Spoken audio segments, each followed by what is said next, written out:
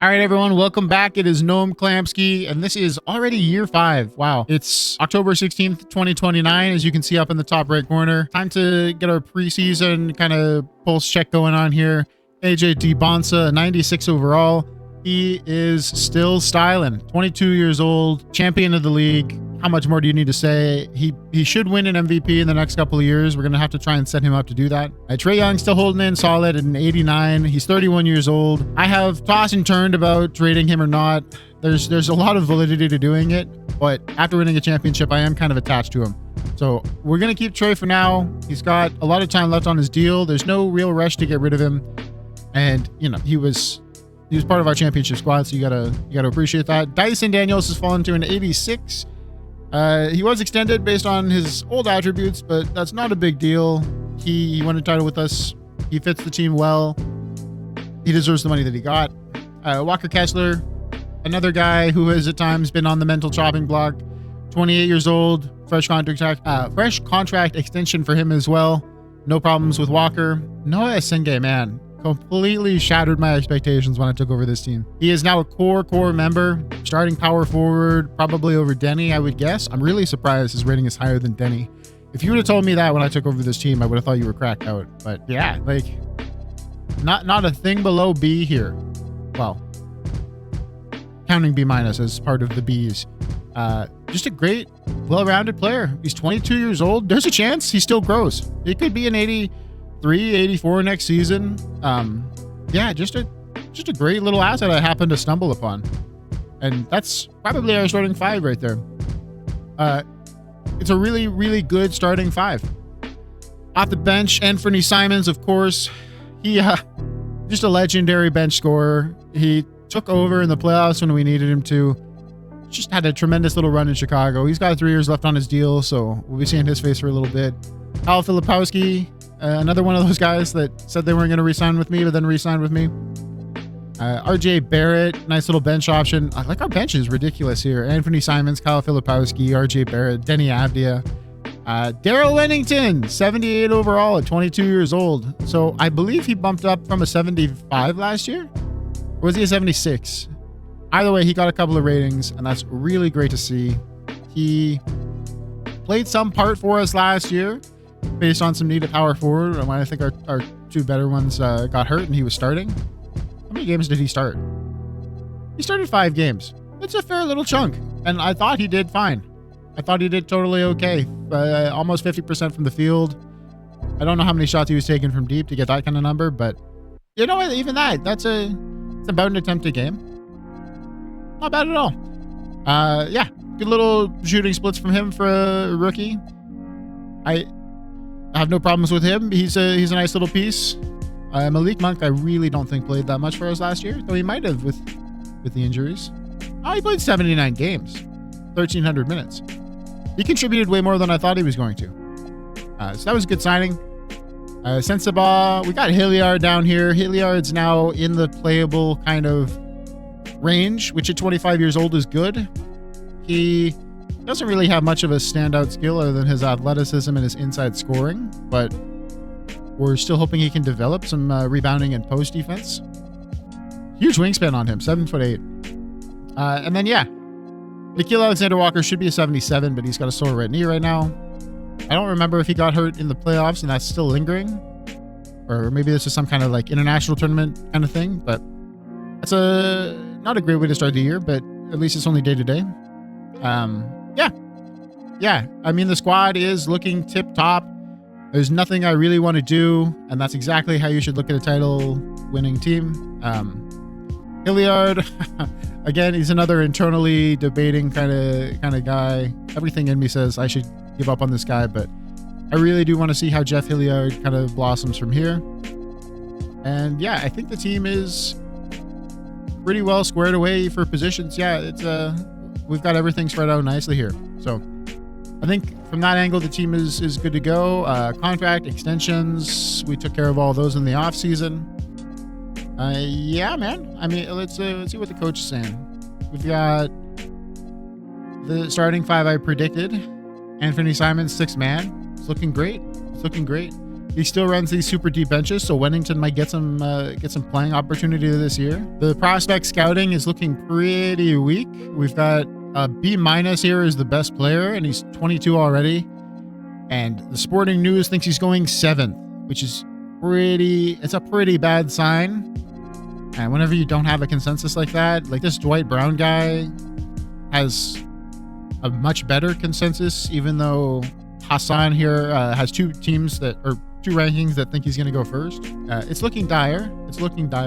There's no one that's especially standing out right now. Old class, looks like a bad class. Not too interested in any kind of draft pick situation this year. Speaking of draft picks, we only have one first, and it's from the Warriors. You remember that heartbreak from the last episode of getting the Warriors pick and having the second best odds, and then sure enough, the Warriors keep the pick because it's top 5 protected.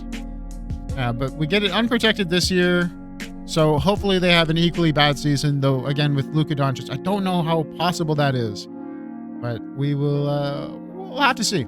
All right, boys, it is time to get into the sim. Similar deal. I will check in pretty regularly now that the team is kind of good. All right, we are through 5 games now. All our wins, as you can see. These are AJ's stats. So the most he's played in a game so far is 31 minutes, obviously keeping it very cool. But he's always scored at least 32. So the rate at which he's scoring is crazy. Granted, some of that is inflated by the rule change, but look at the rebounds, man. 34, 21, and 11 is ridiculous. And he's doing it all with defensive stats. He's gotten at least a steal and at least a block in every single game. Just a ridiculous player, man. I hope he contends for the MVP this year and stays healthy. Absolute crazy grab that we were able to get. A little bit of a cheesy trade. Completely turned this franchise around, though. Thank you, Sacramento. I almost missed this as well. He made 19 free throws in this last game. Insane. Genuinely insane. Okay, so here's where we are at. On December 1st. So we start off the year with a 10-game win streak, and then from there we go 9-4. It's been a fantastic start to the year for the defending champs. We're showing no signs of slowing down, except in this particular game where RJ Barrett was apparently our top scorer. I hadn't seen this, but my God, AJ, 21 and 17, 6 assists, 6 steals, 7 blocks. That's the most steals and blocks I think I've ever seen a player get in a simmed game. He shot like trash, genuine trash, but man, you can't argue with it, can you? Yeah, when this guy's on, we are just cooking. 44 points here in this loss with a negative. This is our captain, man. We go as far as AJ can take us. Did he have negatives in this? He had a positive in this loss. 1 point loss, 2 point loss to Detroit. We got slammed by Milwaukee, and AJ was very passive that game. Only took 12 shots, so that's not good. But yeah, man, fantastic start to the year for your Chicago Bulls. I just want to quickly check out the team stats. So we are near joint top. If we win our next game, we're tied with the Hawks. They have a much better differential than us. Who is on this Hawks team? They got Nolan Traore, who's a player in real life I really like. Ndaye, Cedric Coward, Jalen Johnson. They still have Jalen Johnson. Asa Newell, sorry. What was it? The NBA Cup MVP. And of course, Mikal Bridges from that big trade we made last year. Apparently, he just leads to winning. It looks like he's playing a lot better this year, too. A lot of big point games here. And there it is. Sidney Dunleavy wins the NBA Cup MVP, averaging 16, 15, and 7. That's really decent. I saw the name, and I wasn't sure what I was going to get with him. But yeah, pretty good performance. Okay, we have arrived at the trade deadline. We will stop simulating here. We are first in the power rankings now, 42-8, 100% fan interest. We've finally captivated the people of Chicago that their team is pretty clearly the best team in the league right now. A couple of things I want to check in on here at the deadline. For whatever reason, by the way, they had a new update on this, and now when I hit B, it's very spammy. I don't know what's going on with that. But anyways, yeah, let's take care of some deadline work right now. I can't press the buttons right, man. This really sucks on the controller right now. All right, so we spoke earlier in the year about having this Warriors pick, and you can see they're actually doing pretty well this year. 30-19, nothing at all like last year. And now that pick that we have, in addition to being in an extremely weak class, is it's just not looking good. So for whatever reason, last year they tanked, they kept their pick, and this year it's not as valuable. But I think we might use this in the Bennett Sturts trade anyways. Just maybe they think they can get something for it, because how is our season going? This is actually the one that I most wanted to look at. Bennett Sturts doesn't have an extension yet from the Mavericks. They're not giving their finals MVP a new contract. And I would really like to try and make a trade for him and give him some money as part of my team instead.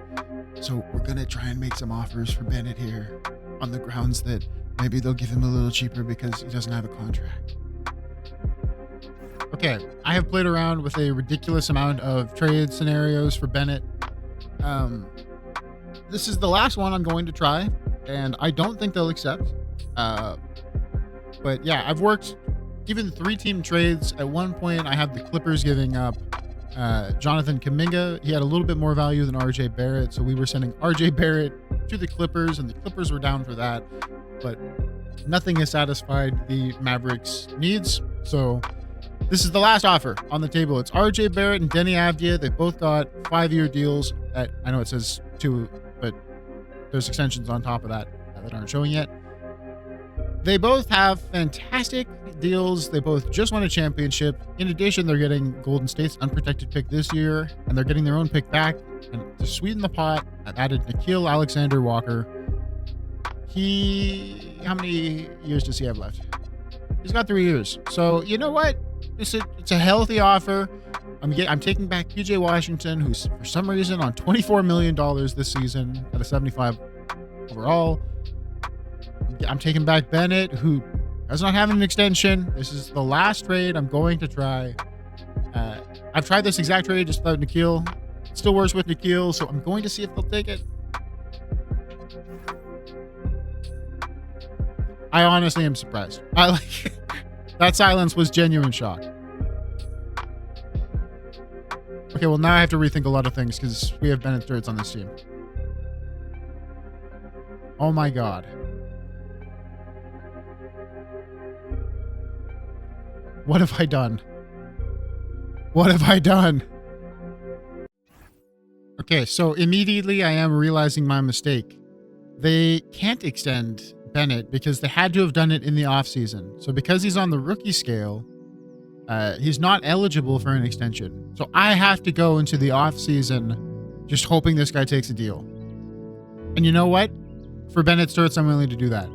We lose some depth in that trade. It hurts. It hurts. Nickeil Alexander-Walker was a good hand to have around. Denny Avdia was, of course, such a nice power forward. But frankly, with Noah and Wennington, I feel good about Wennington being my backup power forward. And I feel really good about giving him the opportunity to play power forward backup minutes. I think that's going to be good for his development. So that was why I originally put Denny in the offer. Was it just, that was a hole on the team we could afford to open up. And PJ is not going to get an extension, and that's fine. 75 overall, we can replace him in free agency. 24 million doesn't matter because he's off the book next year. And he's our backup power forward for now. But what I am going to do is I think I'm going to move Simons to shooting guard, and they can kind of play together that way. So Simons is going to have to push around. I need to get a shooting guard off of the waiver wires, though.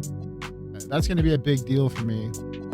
But yeah, so Bennett, it's going to be a tight situation in the offseason, but the team should be better for now.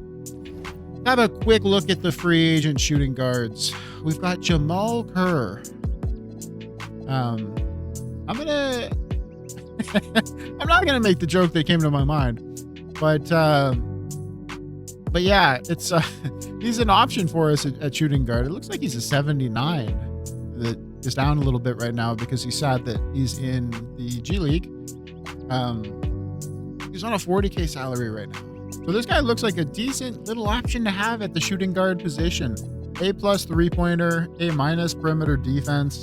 He's got some athleticism. I think we're gonna go for Jamal Kerr. If I don't go for him, I'm looking at Jalen Martin, Ben Shepherd, maybe Keon Johnson. But if I can get Jamal Kerr, I feel pretty good about that. Negotiate contract. He doesn't want that much. Can I get him for 2 years? Is that possible? Am I allowed to offer this? Okay. There you have it. So at the end of that, what we get is we get a better backup point guard in Bennett. I think if Trae Young goes down, Bennett could step in there, and where Anthony Simons was holding out strong, I think Bennett could actually dominate. So I think the backup point guard position is a little bit more locked up. Then shooting guard Anthony Simons actually gets a rating from that because he's a better shooting guard than he is a point guard. He's a better fit for that. And I love that too. So Anthony Simons, he's going to not be the sixth man anymore because I think Bennett's going to get that spot. But, he fits just as well at shooting guard. And then Jamal Kerr, he could actually, if we got him a +1 because of morale, he could actually move into being an 80. And yeah, all of a sudden then we've upgraded there too. And that is just cooking. 7 badges on this guy. A little smaller than what we had before, but yeah, 25 years old. We're getting a little younger as well. Bennett's 25. I'm happy with this move. It hurts to give up what we gave up, but I'm so happy Bennett's on this team. I have coveted him since his legendary playoff run.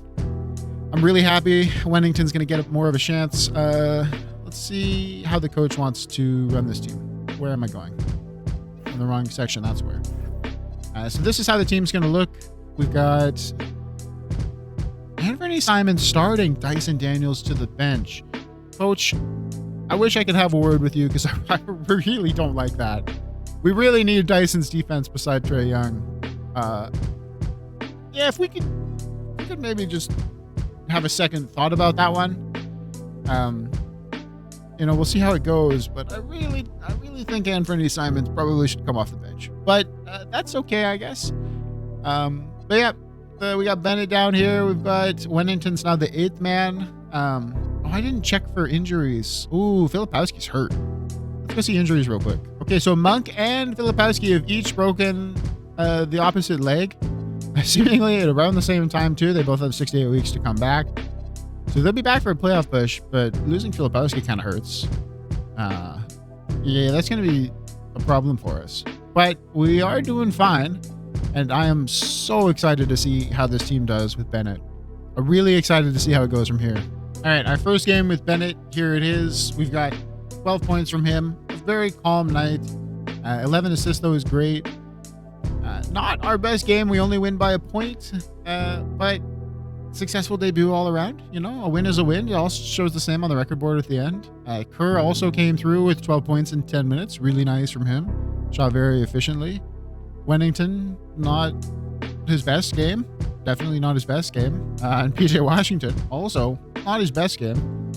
But he is, part of the team now, allegedly. So, I can't wait to have the injured guys back. I hope we get a healthy playoff run and we can make a chance at repeating. As long as we have AJ, we have a chance. We saw it last year with Trae. We can lose our second best, but without AJ, it is rough. It is, he's the Northern Star for this whole team. And I don't think a Bennett trade is going to change that. All right, Bulls fans, we are back. It's one game before the end of the season, and I just wanted to share with you the devastating news that once again, AJ will not be eligible for MVP. He's again, for the second year in a row, at 64 games with 1 to play. Last year, for whatever reason, even though he did play the 65, he didn't get any award love. So we're going to look at the we're going to look at the award races. And yeah, you can see, surprisingly, Dylan Harper's in here. Good for him. But it looks like Cooper Fleck's going to take it. 16 rebounds per game is ridiculous. He's another one that is just clowning Wemby on rebounds per game. And I don't know why that is. I can't imagine why Wemby has so few in this. Or moreover, why these forwards are getting more than centers. Like, look at Jokic.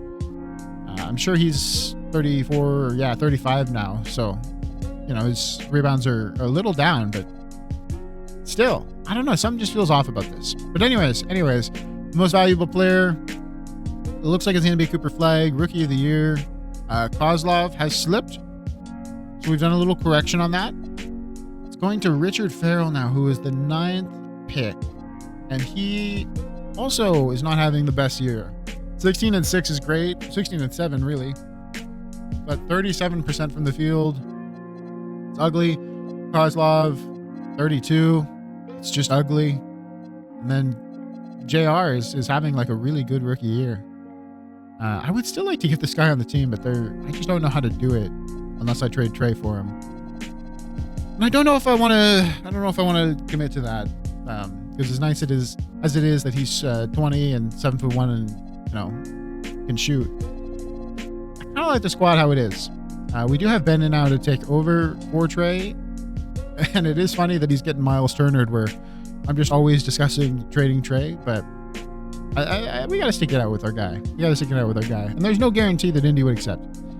Rookie of the year, though, it's an interesting race. We'll leave it at that. Sixth man, Monty Babcock. So maybe this is one of the reasons Golden State turned it around so much. Is that Theo Vaughn's dad? Who is Monty Babcock? He's the 6th pick from last year. Ridiculously good year. 47% from the field, 40% from deep, 24 points per game. Ridiculously good year. Fitting sixth man. I wish we could see Simons up here. I feel like he's a little underrated. I don't know how the Rockets have 2 sixth men of the year, but it is what it is. It's not the first time in history for sure. Defensive player of the year. It's going to be Vix now that AJ is not in it. No nomination for Dyson. I wonder if Dyson played enough games. I didn't check on that. But yeah, doesn't look like he's getting nominated. Most improved, Monty. Get yourself in the history books, kid. Clutch player of the year. Okay. Sixth man, not even a starter, and he's going to walk away with 3 awards. Awesome. 3 and 3 is tough for rebounds and assists, but yeah, I mean, go off, man. Clutch player of the year, most improved, and sixth man would be awesome. And here's how it turns out: Cooper Flagg, Richard Farrell, Monty Babcock, Victor Wembanyama, Monty Babcock, and Monty Babcock. And then coach of the year goes to my man, Michael Stauffer. Let's go. 5th year as a head coach. We brought him in controversially, and it has worked out. Executive of the year, of course. I don't get any love there. Why would you? Oh, it looks like we had the same record as Dallas. It's interesting. That's where I'm going next. First team All-NBA, Cooper, Cade. Dybantsa makes the first team All-NBA. I don't think he did last year, did he? I see his awards. Award history. First team All-NBA. No, he did make it first team All-NBA last year. Okay. So I guess that's not tied to games played in the same way that he couldn't get MVP and all that. And defensive player of the year. A totally fitting first team All-NBA. Second team, page off from the Thunder, Jalen Harper, Giannis Antetokounmpo, Josh Giddey. One of our original trades. A guy that I really didn't want to trade, but second team All-NBA for the second time. What do his stats look like?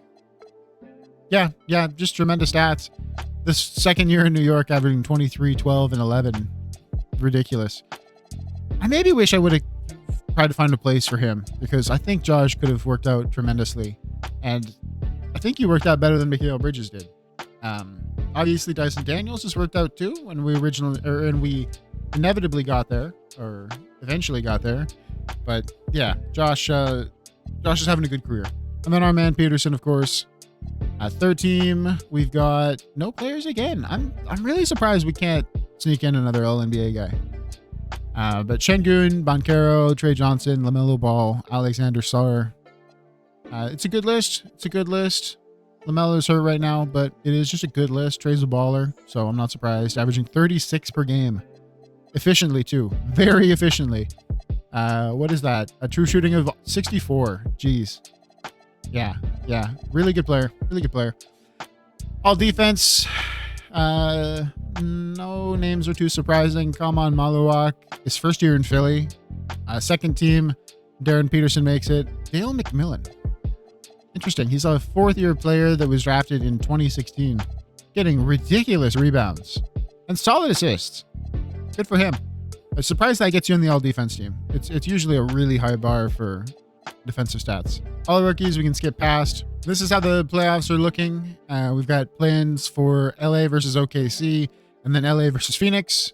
And on our side, it's Indy and Orlando, and then Miami and Boston. So there is a chance we play Orlando, who is one of our boogeymen, in the first round. Not looking forward to that. We could play Indy with their generational or near generational first overall pick, or we could play Miami and Boston, two teams with a lot of heritage, even though this Miami team looks like shit. Final team standings look like this. It's giving us the first rank over the Mavericks, and I'm not entirely sure why. We tied for record, and they had a much better differential than we did. That's actually a really, really strong differential. They beat us in points per game and points against. We shot better from the field. We were actually by far the best team from the field, which is kind of interesting. But yeah, for defense, we weren't anything special. We were the second best offense, though. I have to imagine we probably could sneak 70 if AJ played the whole season. It's a little worrying that he keeps going down for, 17 games a year, but it could be worse. It could be much worse. This is a diabolical starting lineup with Bennett and Jamal in there. Makes me a little worried to check the injury report. Okay, so it's PJ and Dyson. Dyson is day-to-day, but he's a -10. That torn right MCL, how long has that kept him out? This would probably be why he didn't make the awards. Yeah, only played 44 games this year. So that's devastating. That would have been a big blow for us, too. So this is the lineup we're going to walk into the playoffs with. We got Trae Young, Anthony Simons, still starting. AJ Dybantsa. Oh, right, of course he's starting because the other shooting guard got hurt. AJ Dybantsa, who's down in overall, probably because of the injuries, I would guess. Noah Asenge and Walker Kessler is an 81. I mean, he might be a little banged up right now. But either way, Bennett starts off the bench. Have full faith in him to deliver in the playoffs. How was his season for us? It was the exact same as last year for points. Pretty close for assists and rebounds. He gets less rebounds with us, which probably means that we're a stronger rebounding team. His field goal wasn't as good, but man, that three-pointer was crazy. And then a really good year from the line. So Bennett, strong year. Did AJ improve from the line? Yeah, AJ continues to ramp up from the line. So that's very good news. We got Filipowski as the 7th man. Jamal Kerr is the 8th man. There's that 80 I was talking about when we first signed him. Wennington at 9th man. Malik Monk 10th. And then Bryce Sensabaugh 11. The injuries are going to maybe start to catch up with us here. One more guy goes down, and we are in a little bit of strife. PJ is not the biggest loss, but, you need bodies on the floor. But let's sim through the play-in. We will just tap the button. And it looks like Orlando qualifies, so they get the 7th seed. And then Indy takes the next seed. So they're going to play us in the first round. Miami goes through, but then loses. So the 7th and 8th seed both qualify, but they flip places. So we play Indy instead of Orlando. Orlando gets to play their old buddy Mikal Bridges in Atlanta. And we get to face this first overall pick who, how did he do? Oh, so they've got Desida too. He was the rookie of the year. Did they get 2 in a row? They did. They got 2028 and 2029. I never clocked that before, that they have 2 first overall picks on this team. But yeah. I mean, that's terrifying, He had a big game. Simpson had an okay game. This is a decent team. They got our old friend Jeremy Sohan. Played half a season for us. An okay year. It was just that 1 year that he dipped below 40%. I don't know why exactly, but him on the Clippers was terrible. They've also got John Collins, who played 2 seasons for us, I guess. 1 full season and then 2 half seasons. Solid squad. Very solid squad. They've still got Matherin and Nemhard. So this is how our injury report is now shaking out. So it looks like we're going to have Dyson back. Does that affect the lineup in any way? It doesn't. He just slots in as the 7th man. So they have fully conceded that Dyson's just a bench player next to Anthony Simons, or below Anthony Simons. I think it's so interesting, but it is what it is.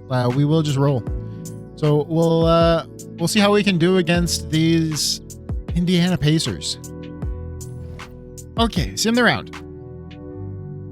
Sweep.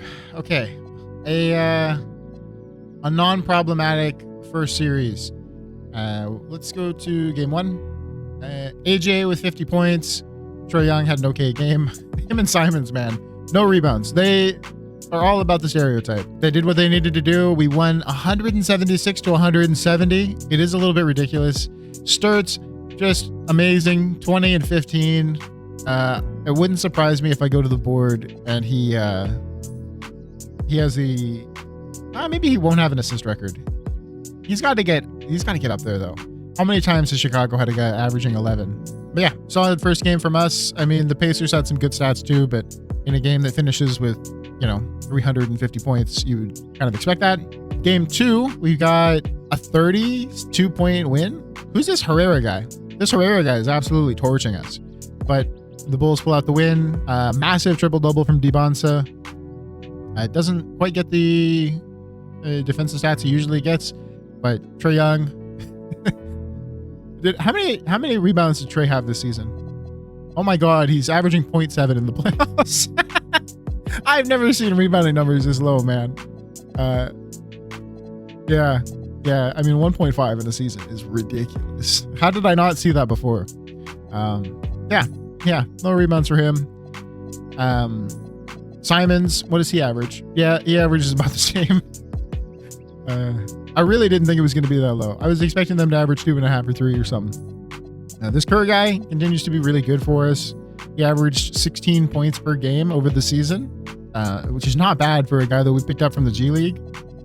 His shooting percentages are dreadful, aside from the free throws in the playoffs. But what can you do? It's the playoffs. He's a G League player. It's amazing at all that he's doing much. But if he's playing that bad in the next round, it's going to be a little tougher to carry him through. Anthony Simons, not his best game. How was game 3? Game 3, we smashed him again. Nothing impressive here. How did his series go? 20 points, only 6 rebounds though. Not his best effort. He couldn't get a 3. How was our team in this game? 21 rebounds for Dybantsa. Man, is a monster. Such a shame that he's been too injured to be MVP. Such a shame. Hopefully next season he'll be healthy enough. But yeah, Simons might have had a career high in rebounds here. Malik Monk. I mean, it's just so hot and cold with this team. Like when you have Walker Kessler, Filipowski, and Dybantsa out there snagging them all, I guess it's its own thing. But no steals for Dyson Daniels, which hurts, but at least he's playing with us. And then game 4, less of a blowout, but still a solid win. Bennett Sturts did not have his best game, but he was pretty passive. What can you do? Walker Kessler, big game for rebounds. Just solid from the boys. We put away a team that barely stuck into the playoffs. It's nothing to be too crazy about. The 7th seed Orlando Magic, who just seem to just turn it on in the playoffs. They get it done. They've still got Jalen Suggs, Desmond Bane, Paolo Banchero. They've added Trey Murphy somehow. Still have Franz Wagner. Great little squad. I absolutely dread playing them. They have taken us out in 2 of the last 3 playoffs, if I have that right. I think 2 of the 3 times we've made the playoffs. 2 of them are losses to Orlando, and then one was we won the championship. So hopefully we don't see them in this square. Hopefully it's Detroit, who we beat last year to go on and win the title. So better juju there. All right, Chicago fans. We are against the Mighty Bucks. I forgot to check out their lineup. It looks not great. They've still got Yanni. They still have Yanni. They've got our boy Matas, who's rocking the same pose as Yves Missy here. It did feel bad to trade Matas, who is actually from Chicago. It doesn't show it there, but he is from Chicago. But yeah, no regrets. He didn't blossom into a crazy good player. He's solid, but nothing to be afraid of. I mean, our team should dominate this team. Absolutely dominate. They got Julian Strouder, who I got offered in trades a bunch when I was trying to do trade finders. I thought he was going to have no contract, but he does. I don't know why they wanted to trade him so bad. But anyways, they're in the second round. We kill these guys on depth, man. We kill these guys on depth. We should win this. It would be catastrophic to my ego if we lose. Okay, we dropped the first 2 games and it had me a little worried, but let's check out how that was. Wrong button. V-Box score. So game 1, we got absolutely murdered. Game 2 was a solid game. You know, not our best offensive night. 5 assists for Sturts, 29 points for Dybantsa. Pretty rough. Pretty rough stuff. Dybantsa had 21 rebounds, and then the next highest was 9. Wennington getting 9 and 5 blocks is pretty promising, though. But yeah, Walker Kessler, I mean, 13 minutes, a little weird. Just a weird game. Game 3, we murder them. They didn't score much at all. Giannis had a bad game. Game 4, we picked it up. Game 5, they take. And yeah, I was worried at this point. Of course, the sim is so fast. I couldn't have been worried for that long. And then game 6, we, solid little outing. How are our stats? Dybantsa's not had a crazy good playoff run. I don't know if he's still a little banged up, if he's still a little hurt, but it just feels like he's lacking that. His stats don't show it, though. Maybe he had a big game 7. 37 points, 20 rebounds. I mean, the rebounds are nuts. They are genuinely nuts. The defensive stats are nuts, too, but the rebounds, man. This guy is, like, consistently getting around 20. Like, unbelievable. What are his recent games? So he's got a couple that bring down the average, but like 20, 19, 21, 21. Like it's so crazy how good of a rebounder this guy is. I was not expecting this. When I got him, I was going to be happy if he was like a 9 rebound per game guy. Even with the rule change, maybe 10. But he has exceeded all expectations there. The rest of the squad, I mean, Kerr continues to just, give us enough offense. This game that we lost, game 5, was not his best. Not his best. This game 1 that we lost, not his best. Not his best. But he can put up stats, man. These 2, game 3 and 4 that we won, he didn't miss a shot. And he shot pretty well the rest of the way, other than that one game. Bennett, I do need to get into overdrive a little bit here, kid, because he's not giving us what he was giving Dallas. He's having good games. He's not giving us what he was giving Dallas. And I do need it. I do need it. And you want a contract, so you need it too. I just want you to remember that. You do want to... oh, my mouse popped up there. You want to score some points. All right, Chicago. I have pulled up the injury report here. Very sadly, Dyson Daniels is out for the rest of the season. So, I mean, that's not great. Noah, I don't know. Let's see what the coach's game plan is here. So Noah's still going to play even though he's hurt. Losing Dyson really hurts. Even more is on the shoulders of AJ now to play defense. And then, of course, checking on the Detroit Pistons, Sidney Dunleavy, who I think was hurt last year as well, but he's done for the season. And then Emmanuel Quickly, who is a 76 for them now. He's probably not going to play for the first couple of games. So they're a little banged up, not quite as banged up as we are, but it's a decent matchup going in. This is what their roster's looking like. They've got Cade, they've got Grimes, they've got Asar, they've got Jalen Duren still.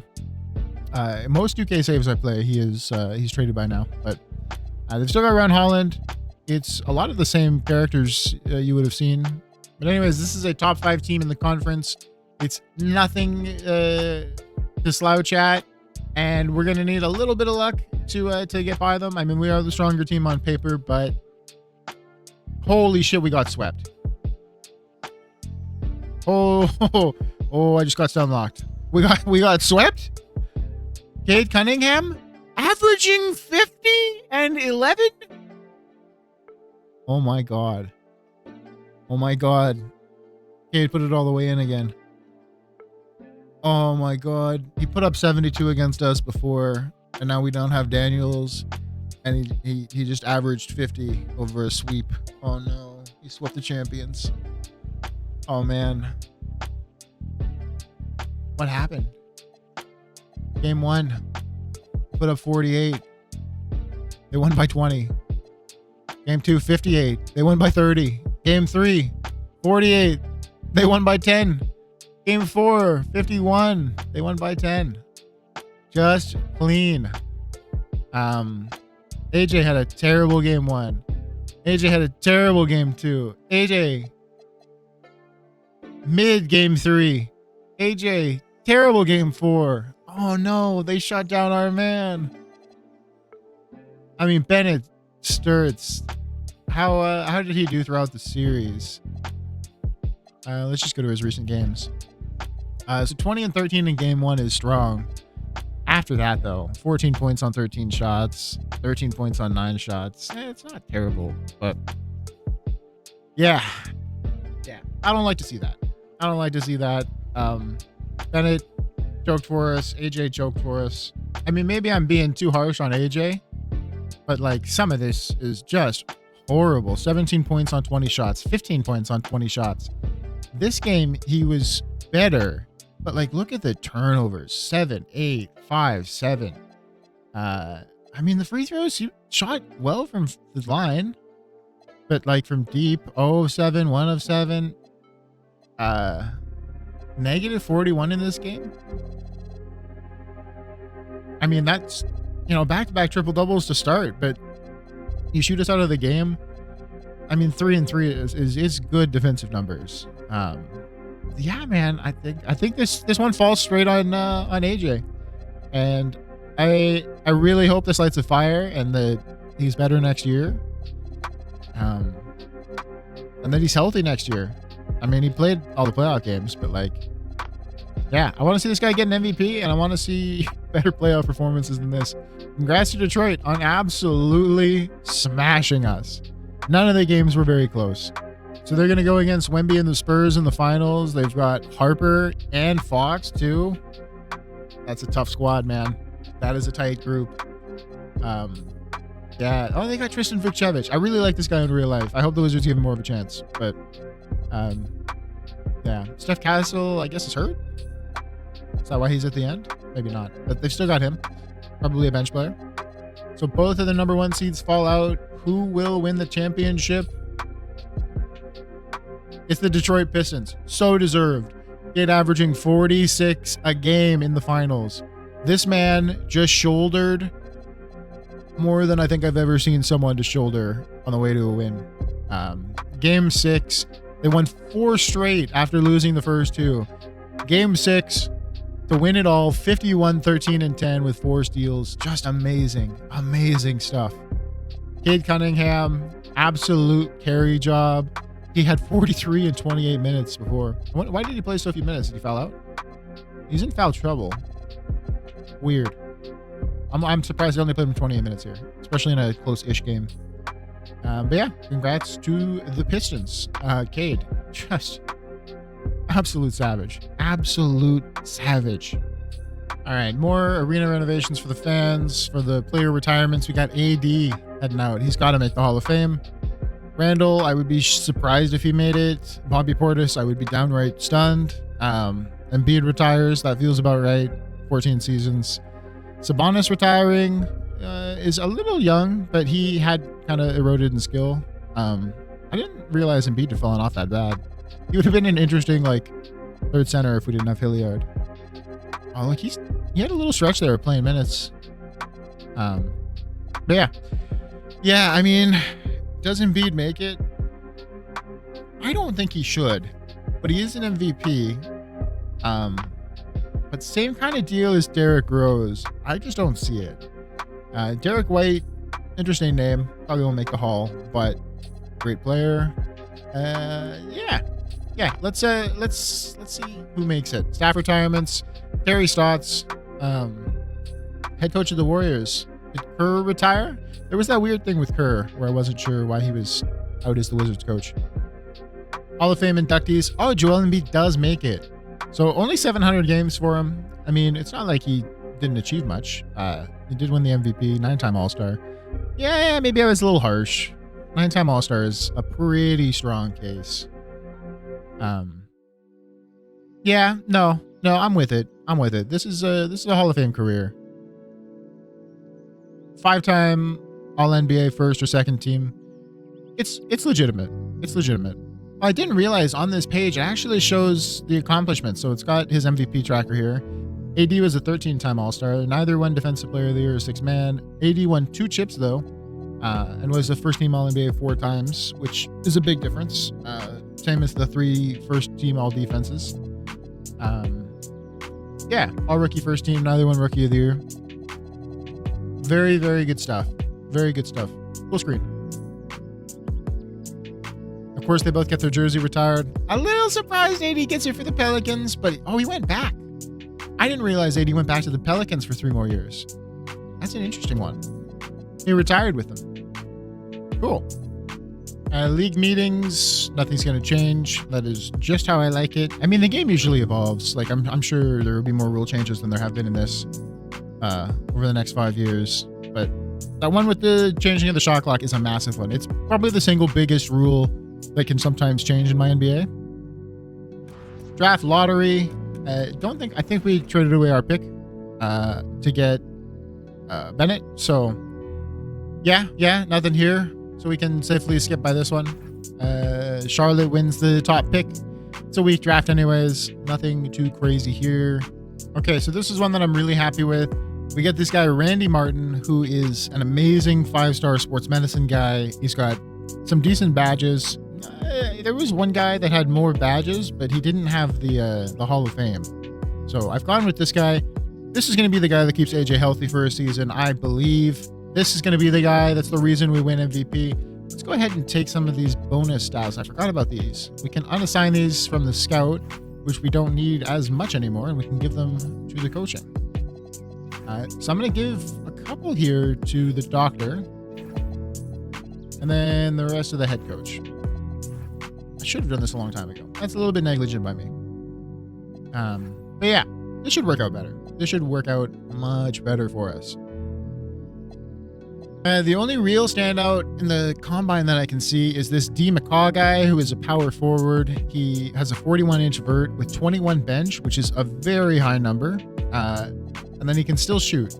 He's got decent shooting all around. He's got a decent lane sprint. The only problem is he is the projected 6th pick with a ceiling of Kevin Garnett.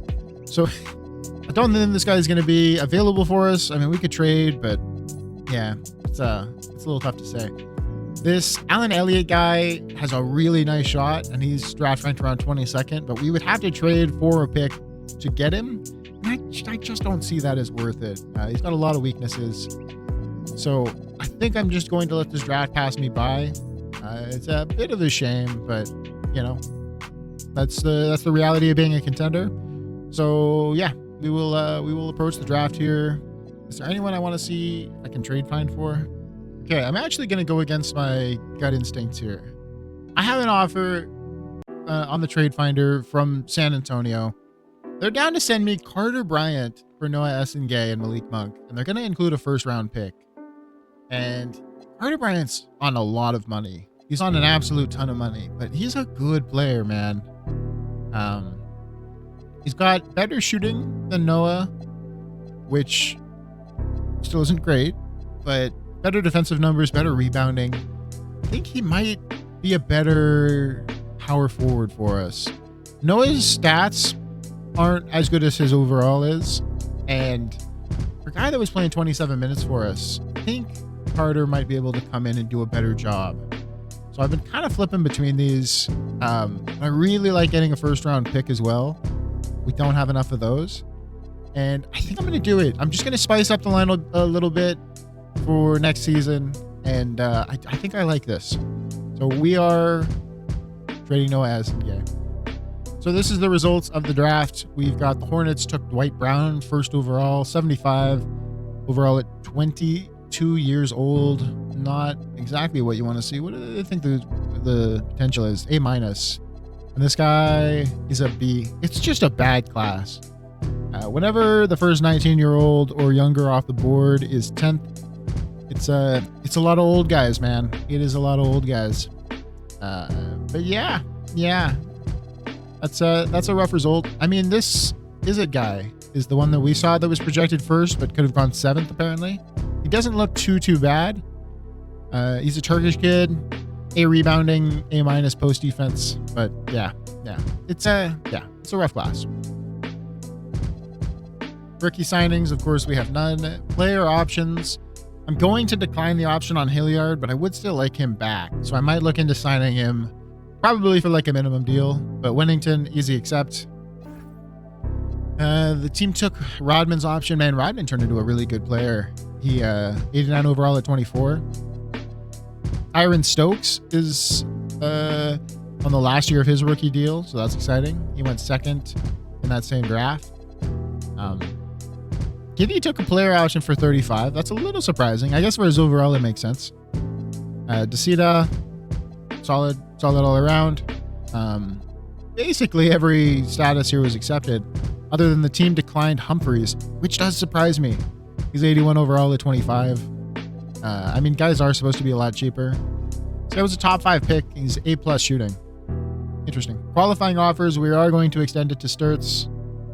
It didn't give me any other qualifying offers, so I guess he was the only one eligible. And then the moratorium, the dreaded moratorium. So we can negotiate with him from here, which is nice. Will you take a 5-year deal, my friend? I suppose we could go at $3 million. No, I want to take you at the minimum. So we're going to do 3. I want to see if you'll do 5 years at the minimum. We'll do 5 years at the minimum for you. Bennett wants $32 million, which is tough. I'm going to give it to him. He does deserve it. So let's just see if he'll take 30.75. It's a lot of money for this day and age. Bennett deserves it. Yeah, and then I'll make sure that they're on my team, and then we'll figure stuff out in free agency. Actually, let me see all positions who's affordable that we could potentially anchor a deal with right now that wouldn't interrupt my Bennett Sturts deal. So we need a power forward, which Kristaps could play for us. Trey Murphy could also play. So could John Collins. John Collins is back up for grabs. Max Christie actually fits the system really well. So does this Louise Jr. guy. But, I mean, 6'7", he's not too bad. I'm doing the hand thing, the 6'7" hand thing right now. Can't see it. You could also get Jovic. He fits the system really well. I don't know what we want to do with that. I kind of want to do Porzingis, but he doesn't fit the system well at all. John Collins fits it better, and we got a little familiarity with him, but he didn't leave on the best terms. He doesn't want much money, though. What are some of these guys' interior defense looking like? Collins has a B. Porzingis has a B+, but he's old. There's a real chance he falls off hard this offseason. Gafford is a little too defensive for me. Naz Reid, he's only 30. He could be an option. Not much rebounding off of him, though. I think I'm going to go for Porzingis here. I will give Porzingis 2 years at the minimum. And even if he falls off, he's only the 3rd power forward. It's not too big of a deal.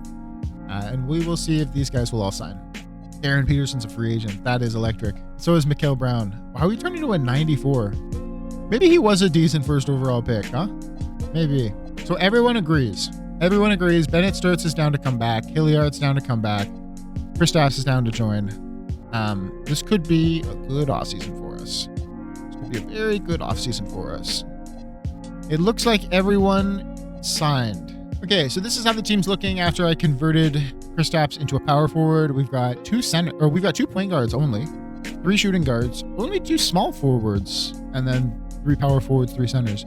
So I think we actually lost a couple of guys to retirement. I don't remember who would have been the point guard and the small forward that retired though. I'm trying to rack my brain a little bit here. Oh, you know what it was? No point guards retired. We lost one when we did the Sturts trade originally. And then I think we lost a small forward when I did the trade at the draft. So I don't think anyone retired. I don't think I missed that part. But anyways, now we can go into here and see who is still available. So Trey Murphy could play the 3 for us. That would be no problem. And then who is going to be our 3rd point guard? Is it going to be this Quincy Stevenson guy?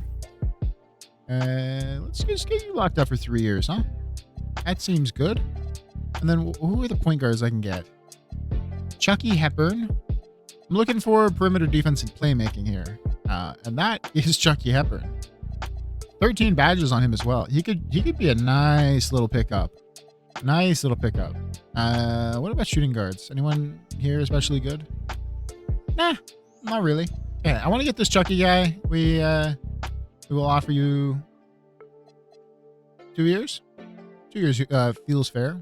So Chucky Hepburn's decided to side with the Nuggets. We cheaped out a little bit too much for him. Let's see who else we have available. No real good system matches. No real good players. Maybe it's an Al Jeffries angle just because he's so young. ISO Sniper is not the archetype I'm looking for, and his stats are not what I'm looking for, but he can always get better next year at least. How much can I offer him? What about 3.7 for 4 years? Flat. How do you like that? Trey Murphy's decided to sign with the Warriors. Oh no, we're losing all of our players here. So who's still available? Yeah, getting cheap has really backfired on us here. We can get DeAndre Hunter. I think we go for Platinum Max Christie here. He fits the system tremendously well. This Luis Jr. guy is also an option. Which one do I want more? He can play good defense both ways, and that's something I like a lot. Luis Jr. is a lot more of a 2 than a 3. Okay, I'm going to offer Max Christie 5.5. Let's hope Max signs. Oh, he does. Okay, first year right away. Bang. So there is our new point guard and small forward. I don't have enough room for sign Al Jeffries. Okay. We're in a whirlwind right now. That really sucks. I really wanted that guy. What about Joseph Glover? He's good. Yeah, he's good. Let's go for Joseph Glover. A- perimeter defense, B+ playmaking, A- 3-point shooting. His overall is not great, but he's 23 years old. He fits the system okay, as well as anyone else here. And we can see if he maybe bumps up to like a 75 in the offseason. Okay, so Joseph Glover takes 2 years at the minimum. That is good news. These are the vets who remain available. Lauri Markkanen, Jamal Murray, Zach LaVine. A lot of former star power still in here. Miles Bridges, he's only 32, and he's already just torched. Michael Porter Jr. Oh, that was our small forward. He expired. I didn't even notice that he expired. But it makes sense because I remember giving him a 1-year extension. Yikes. We're going to offer... we're going to offer this 2-year extension that's front-loaded to Bryce because it seems like he'll take it. And he's still decently young. Maybe make it 3. Front-loaded is really good for the cap. Okay, so he accepts. So we've got Bryce locked up for a while. Anthony Simons wants to lock up too. How much do you want? Oh, if you only want the minimum, yeah, we'll give you all 3 years. Will you take a front-loaded deal too? Absolutely insulting to Anthony Simons, but he takes it. So that'll save us some money down the line too. I wasn't going to because that contract takes him to 33, and that might be around the time that he ends his usefulness. But I mean, for a minimum deal, what do you care? We can always just cut him if that doesn't work out. But yeah, so these are the ratings. I'm taking a quick mental snapshot, and then we will see what it looks like after we advance to the next season. All right, Chicago, year 6. This is what the roster is looking like. AJ is now a 98 overall at 23 years old. This might be your new Jordan. This might just be like the franchise's new Jordan. This guy has got to be in GOAT contention. A's all across the board. He can do absolutely everything on a basketball court. His median is 3-pointer only A-. I'm a little surprised. His rebounding is an A-. I'm very surprised because he does not get the stats of a guy with an A- rebound. Trae Young still holding on strong at 88. He's not letting the old age and short stature keep him down. Bennett is up to an 87, which I think is like a 3 overall jump for him. So I got hopes. This trade might have fucked us. It really might have been a bad idea. I might have fallen in love with the idea of something rather than how well things work tangibly together. But I still believe in Bennett Sturts. I don't think the trade did as bad as the results might have made you think. Because he was incredibly mid in the playoffs, and the regular season wasn't anything to get excited about either. But anyways, we got Bennett here. He's only 1 rating behind Trae, so I'm actually not sure who starts. But yeah, it's going to be interesting. They are not super different players. Just Bennett's a better perimeter defender. Yeah, it'll be interesting. Dyson Daniels still an 85, a little disappointing. Carter Bryant, I think he was an 84 when we traded for him. It'll be nice to have the extra shooting. It'll be nice to see how he fits in with the team. Wennington's all the way up to an 84 though. And again, this is another situation where it's only a 1 overall difference and I don't know which one they'll start. Kind of like Dyson Daniels took a bench to Anthony Simons. That was a much bigger overall difference. This is just 1. I have no idea which way they'll go. Same for our centers. It's just a 1 overall difference. It's probably Kessler still. For whatever reason, the coach doesn't like Filipowski as much as I do.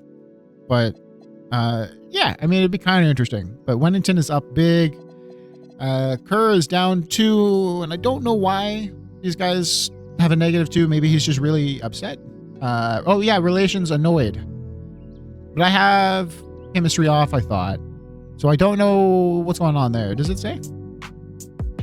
I'm not really feeling Chicago right now. That might change when contract time comes, though. How much contract you got left, buddy? How much contract you got left? You're only signed for this year. Interesting. So I don't think we can extend him because of the contract that he originally signed. So I'm not sure exactly how that's going to go. He might be someone we look to deal. I don't know. He had a good year last year. I liked having him on the team. But if he's not liking Chicago, then that's going to change. It actually looks like he's natively now an 81. So if we could get him happy again, he would go up to like an 82. It would be really strong.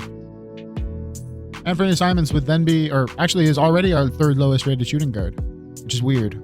And then I noticed when I was going through that I forgot to put Max Christie to small forward. So he actually gains an overall off that, which is really nice. We got Max Christie 81 overall now.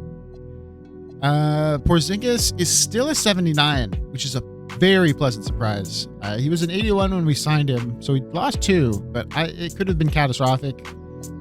Bryce is still here. Hilliard is up 1 overall, which is not exactly what I wanted.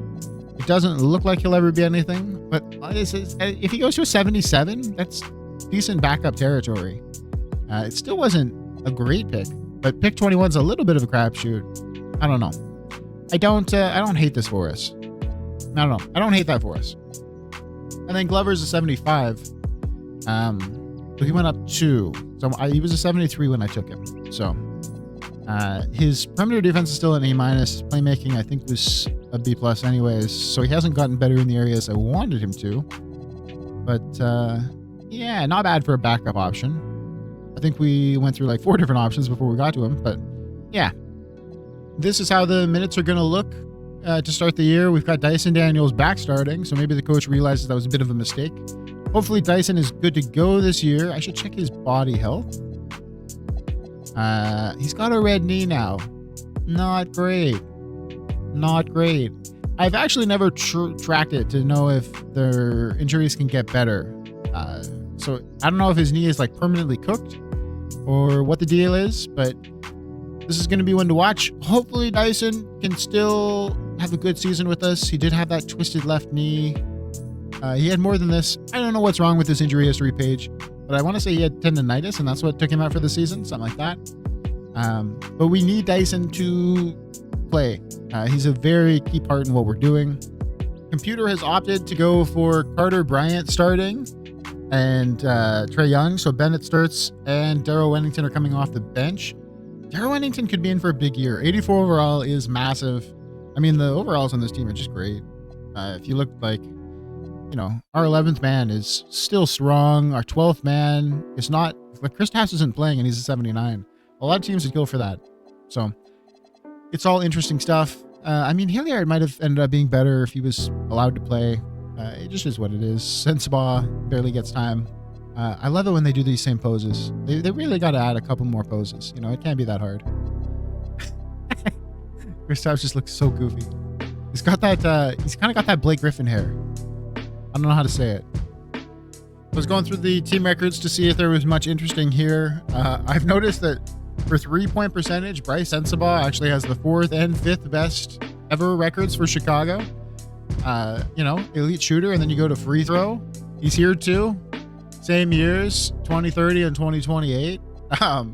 elite numbers being posted by Bryce Sensabaugh in the, I'm sure, 10 games that he plays. This is how the assist board looks. So you can see Trey's got 4 of the top 5. Bennett probably makes it here this year. Maybe he didn't play enough to qualify. I can't exactly think of why he's not on here. But yeah, assist per game. Bennett's going to be on this list as well. Trey probably does as well. It probably adds another year in the list.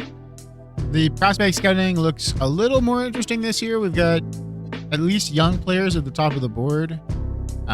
For overall, they're not high overalls, but at least it's something. Like, this is going to be an interesting year to have a deeper pick, because 28, 29, 32 are all young and decent players. Like if you could get, a 19-year-old small forward who's already got a decent overall. We don't have any real scouting done on him yet. He's 20% scouted, but he could be an interesting option. Yeah, and like these projected top picks are largely 18-year-old, 19-year-old, pretty good.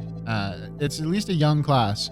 It's not a great class, but I would say it's considerably better than last year. I'm realizing now I forgot to check last year what the GM power rankings were to see if maybe me and the media get along a little bit better now, if maybe some bridges were built there, if maybe like a tiny bit of respect would be shown. So I checked it this year, and you can see Spurs are in first. Their GM, has done a good job. They got a solid squad. And then you just scroll until you see that Chicago Bulls logo. And it does take a while, but when you get to the very bottom, you can see we're going into the new year, or the new season, with me as the 30th ranked GM. So I don't know, maybe when I do press conferences in this game, I'm just shouting like racial slurs or something. I don't know what's going on. I don't know why these guys hate me so much, but yeah, it's rough out here. All right, it is that time again. We will start simming, and yeah, I'll try and get to this when it's an interesting time in the season. All right, so after a very hot start, 15 wins in a row, we finally fall to the Washington Wizards, who are built off of a solid little foundation here. Keyshawn George, who, by the way, in real life, it's their first game of the season, and he just had a great game that I paused this to watch. I'm totally wrong about Keyshawn George. Did not think he had much of a future in the league. He is really good. I'm actually pretty comfortable saying that he's just like a really good, solid NBA player. But anyways, their little core 4 here of Trey Johnson, Keyshawn George, Dylan Person, and Alexander Sarr is really solid. They don't have nearly the depth that we do, but I mean, those 4 are apparently enough to steal a win from us. So we look at the box score. Dybantsa, amazing game. Trae Young, okay. Hilliard even gets involved here. You're probably noticing a name missing. I'm gonna have to check the injury report, but it does look like we are without our backup point guard, which is not great. Darrell Whittington, solid game. I'm curious how all of these guys' seasons are going. So this is the injury report. So Bennett's also about to come back. Simons is back before too long. Curry's back before too long. And then Carter Bryant, broken right leg, 4 to 6 weeks, is rough for the new acquisition. Yeah, I don't like that one bit. That's probably why Whittington had such a good game. But yeah, this is a lot of injury trouble for this early in the season, man. It's not looking great. It's not looking great. Peterson ended up going back with the Suns. I forgot to look at all of this stuff in the offseason. I was a little too antsy to get to the next season. But yeah, Peterson goes back. AJ had a fine game against him. I mean, all of that is below what I expect him to get, but low turnovers. Just a rough shooting night, but we still pick up the win. I didn't notice, but the top 3 all fouled out. AJ fouled out in 23 minutes. Trae Young fouled out in 17 minutes. And then Kyle Filipowski fouls out in 27 minutes. That's a yikes, man. That is a yikes. Was there like a brawl? What happened here? They had Jeffries foul out, and that was it.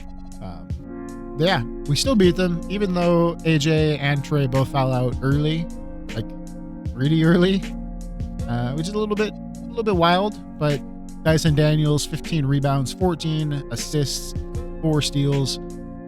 The guy can put up numbers, man. The guy can put up numbers. So these are the Wennington games so far this year. I wanted to take a quick peek at these just to see how our 20th overall pick is faring. I mean, he's already well exceeded what you would expect from a 20th overall pick. But I mean, these are good games, 15-9, 11-12. He really doesn't have a stinker until this Golden State game that we win anyways. He went 1 for 8. He had decent rebounds and a couple of blocks, but terrible shooting night. And then you get games like this where he puts up 24 with only 14 shots just because he's banging the ones that he gets in. There's a real chance this guy should be starting at power forward anyways. I feel pretty good about saying that Carter Bryant maybe should have been the backup anyways, but he's getting some minutes with Carter out.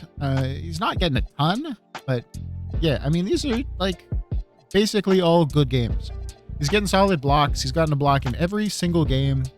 He's keeping the turnovers low. This is exactly what we need out of a power forward, aside from the fouling out. But yeah, man, it's Darrell Whittington. Good pick. Good pick. W pick me.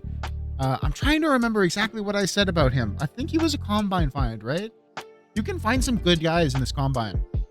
If you just look at their numbers and you kind of understand, like, what is an impressive amount of bench presses? What is an impressive amount of vertical? Like, if you can kind of get a base for that, like, all you got to do is filter it by who got the best results. When you get that, and if a guy is really good in all of those areas, sometimes their athleticism can carry them. And I remember when we picked Whittington, he had an A+ athleticism. So I'm at least partially sure that's why he's worked out so well. But he does look like a really good player for us. Okay, we have arrived at the trade deadline. After that really hot start, we went 25-12, which is still very good, but it's obviously cooled off a lot. We are first in the power rankings, which you love to see. I want to take a quick peek at the injury report. I haven't looked at any of this stuff.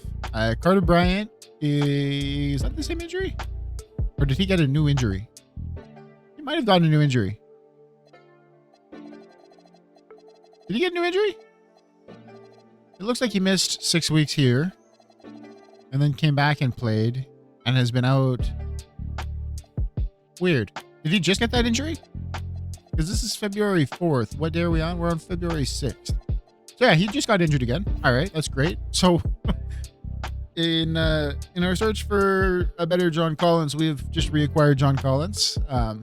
That's lovely. Filipowski's out, and this guy is another guy that just seems to get injured a lot. You can see some red body parts there. It's not what you like. Even Carter Bryant doesn't have that, in spite of 2 serious injuries in the same year. But we could look at Kyle Filipowski getting replaced. He's a good player for us, but man, it's hard to. Yeah, he doesn't even have a good per. It's hard to keep a guy around that just gets injured so much. The injuries are cranked up in this, but yeah. And then AJ, I mean, how many games did we say we played? 52. How many has AJ played? How many has he missed? How many has AJ missed? I'm nervous about this. I was really hoping he'd be healthy this year. He's played 46. So he's only missed a couple. He's only missed 6 games so far. It's not that bad. There's still some room for error. He's doing really well with the triple doubles. But yeah. So we got AJ a little banged up right now. It's not what you like to see. Looking like the overalls are mostly the same. I can't even move Filipowski because he's injured right now. But that is something we'll look at in the offseason if he's healthy enough.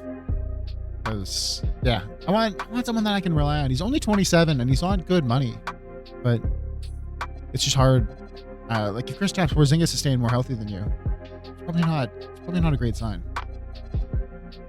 So I've been looking at some trades, just kind of looking at what the league will offer for most of my guys. I got this offer from Charlotte for Hansen Young, who is he's on a similar contract to Kessler, but I just noticed, even though he's putting up solid stats and he's caught my eye a couple of times in the game with being there at important moments, look at the field goal percentage, a career below 30%. There's no way this guy should be getting signed. No way. Those sliders I touched must have poisoned the well a little bit here, but like, what is this? I mean, it's just horrendous. Is he taking like a bunch of threes? Yeah, he's slamming 800 a season and slamming 1,200 field goal attempts.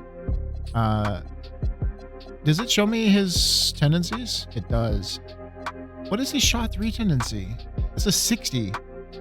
Why is he shooting so many threes? Because he's got a 99 shot tendency and his shot close is only 30. Oh, yeah, this guy's destructive. 99 shot tendency is absurd. And just, yeah, letting threes crank when you don't have that in your game, tough. Don't always got a 15 per. I'm starting to walk back my arguments on per. But yeah, man, that's brutal. That is brutal. I was looking at it and I was like, I could maybe talk myself into this. But no, I like that Walker Kessler's shooting 55%. But yeah, I've just been toying around with some ideas. So I just had a peek at the transaction reports too, and I can see that the Hornets actually traded for Hansen today. So ridiculously, I don't even know if they can. Well, I don't know. The game lets you do trades like this sometimes, where you can trade a guy that you just traded for. But yeah, I don't know. They just traded for him today, and they were trying to give him to me.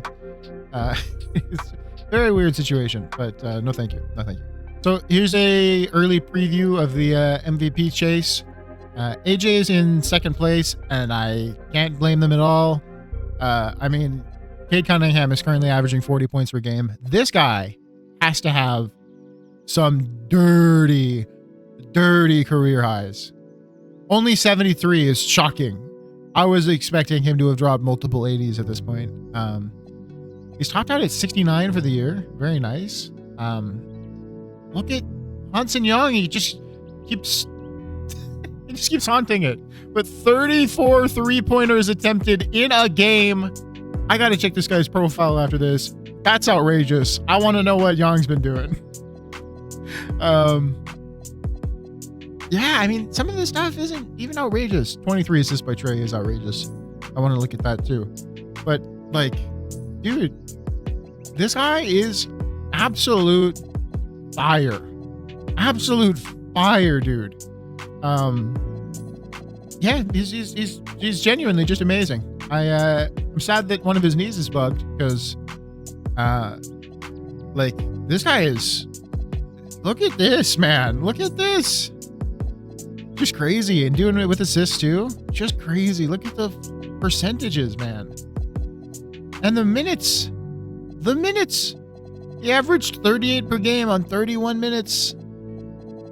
Cade Cunningham, seriously stunning. And then Dybantsa, fuck's sakes. Dybantsa second place. Rookie of the year is that one guy we were looking at. Ended up going fourth.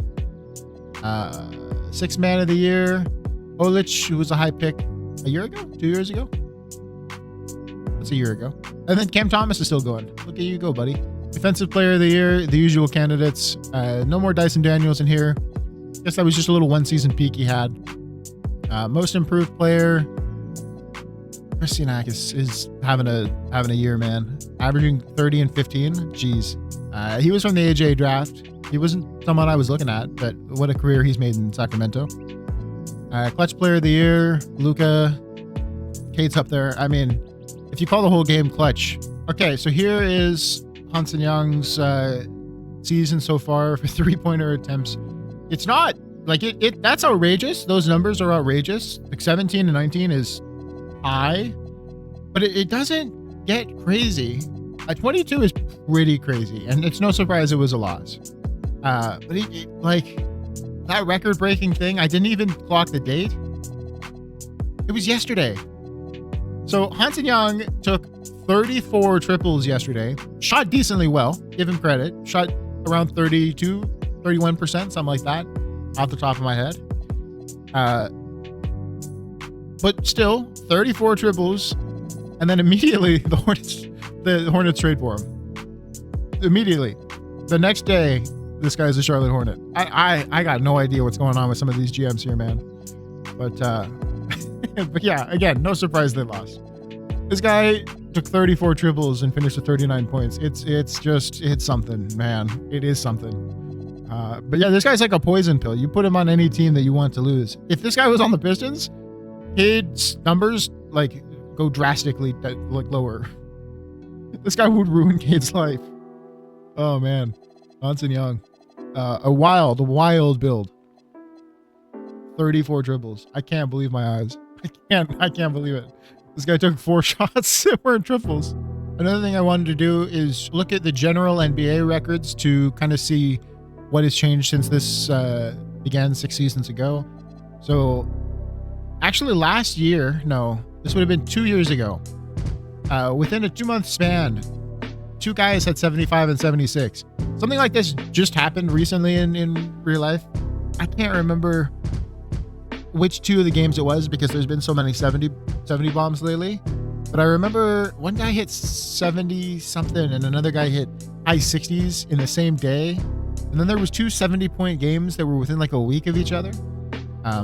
Yeah, the 4th and 5th highest scoring games ever came last season. No, 2 seasons ago. Field goals made. Cade Cunningham is on the list. Sounds about right.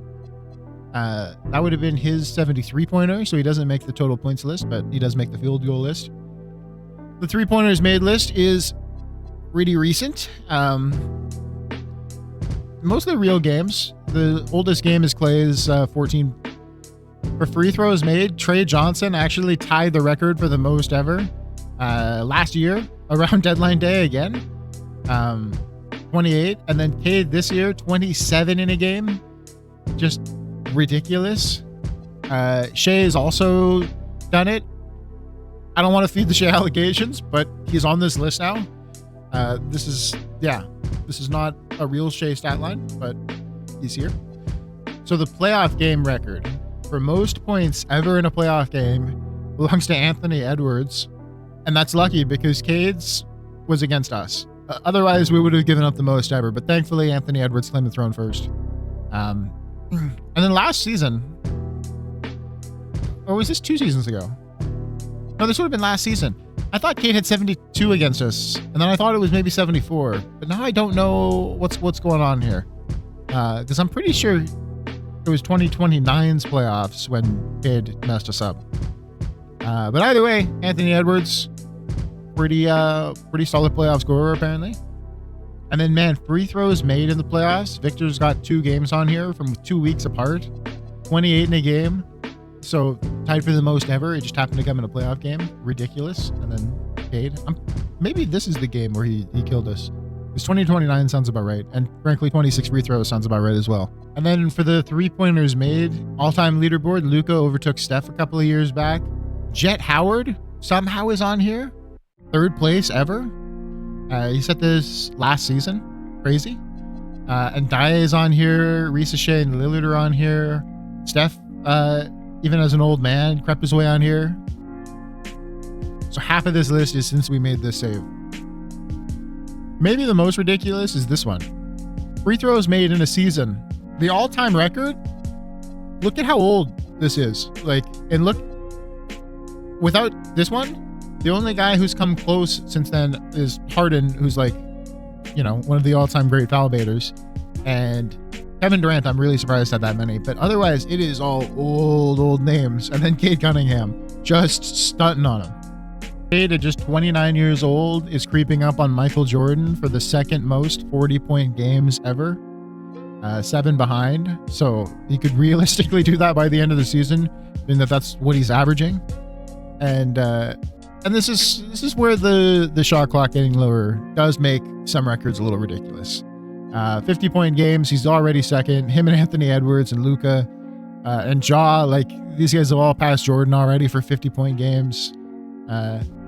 Maybe Wilt was playing on some mess up settings too, because look at that.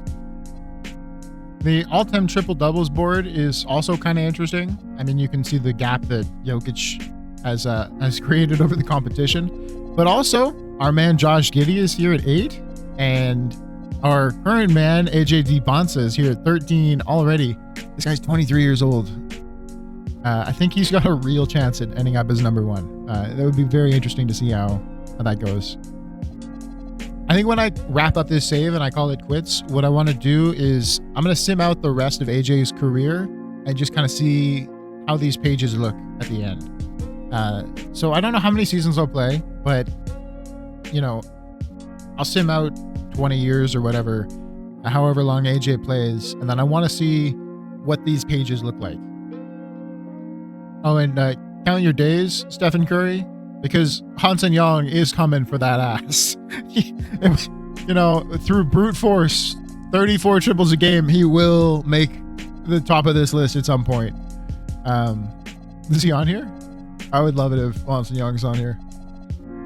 You know, it doesn't look like it. He's okay. 1,400 makes the list. How many does he have?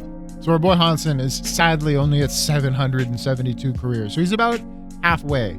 He's only 25, so he's got a lot of time to to improve on that. But it's gonna depend on how long he can stay in the league. But yeah, not quite. Okay, but after all that yap, we are going to sim from here to the end of the season. I'll do my stop one game before the playoffs kind of thing again, and we'll see how it goes. All right, Chicago, we are one game away, and I am pleased to announce AJ Dybantsa has played enough games to qualify for the awards this year. The stretch of 65 is over. He did miss 11 games. Not ideal, but you gotta love it. You gotta love it.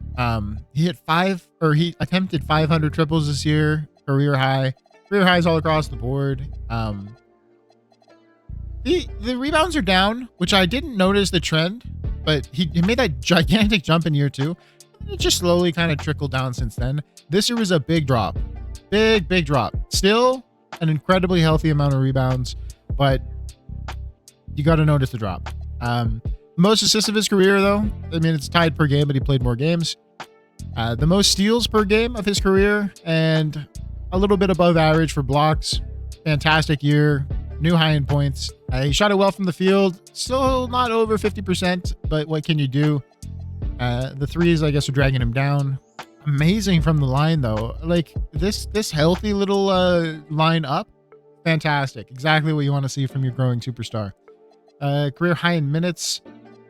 Just a tremendous year. I really hope they reward him. I'm going to check the award races. Wow.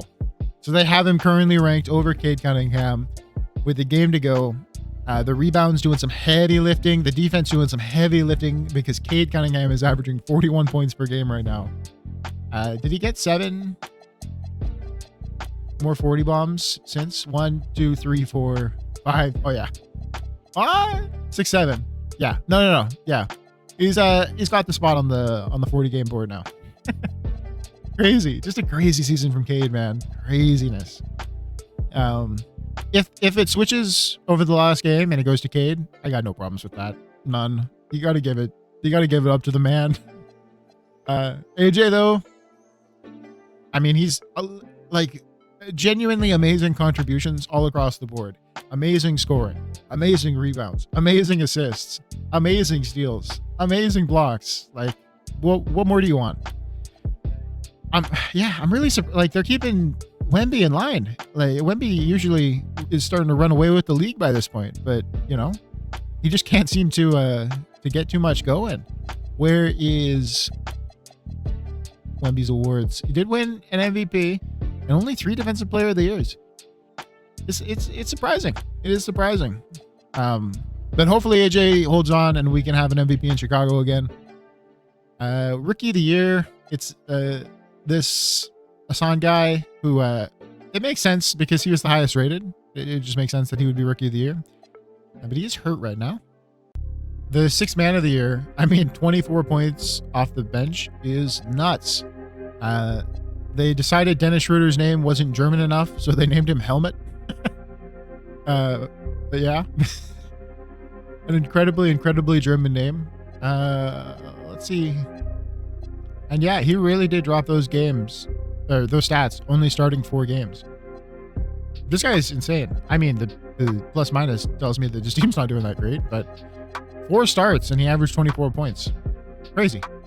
Defensive Player of the Year, Victor Wembanyama. Dyson Daniels finally makes another appearance. He's only averaging 6 points per game. He's given up some serious touches on this team. Look at the rebounds too. It's because he's losing minutes, I guess. But from 11 assists per game down to 8.5, he's making sacrifices for the boys. His field goal is down a lot too. Really tough shooting here for him. But it does look like it's going to be Victor again. I'm not surprised. You can make an argument for AJ, but yeah, if it's Victor, you got to give it to him. So the results are in. AJ Dybantsa is your 2030-2031 NBA MVP. Every GM dreams of delivering a title to the team that employs him, and every GM dreams of drafting an MVP caliber player. I am proud that we were able to tick both of those boxes. I would still like to play at least this season and the next, just to kind of see how things go. But I'm feeling pretty good about the state of Chicago right now. I'm really glad AJ got his MVP. I'm really glad that he was able to stay healthy. I think maybe that coach that we hired in the offseason was a big hand in that. Rookie of the year is Hassan, of course. Helmet does win 6 man. Victor, yeah. We haven't seen too much change from the last game of the year preview. In previous years, it would change semi-regularly what award someone won. But it is interesting just to see like the top 5. Like I can't see the top candidates off the screen. Michael Stauffer, back-to-back Coach of the Year, and Christopher Bell, Executive of the Year. Sidney Dunleavy won the NBA Cup MVP. Did he not win one before? It doesn't show on their page, I don't think. No, it doesn't. So I can't check. But a big year for him. NBA champion and NBA Cup in whatever that is, like an 8-month span. First team All-NBA, absolutely crack team. Cade, Vic, Peterson, Anthony Edwards. I still feel really good about liking Peterson. I don't know if I reverse the decision how it would go. Maybe he would be the 98 rated right now. Don't know, but 25 badges for AJ. He is just amazing, man. Second team, Luka, Chris, Jokic, still kicking, man. Still kicking. Third team, 2 of the Wizards made it. Another Warrior there. Not a lot of Chicago representation for a team that's been so dominant. All defense first team, AJ makes it, but no Dyson, even though he was top 5. I'm surprised. I don't think Eamon was top 5.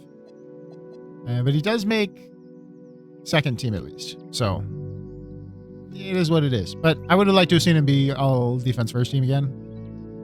And then the all rookies, we don't have any of those, so I'm not too interested in that. This is how the playoff tree looks like. This is how the playoff tree looks like. I might have covered my mouth on that. Golden State, Minnesota, Denver, Utah. So Jokic is trying to make one last run, I guess. We are first seed again.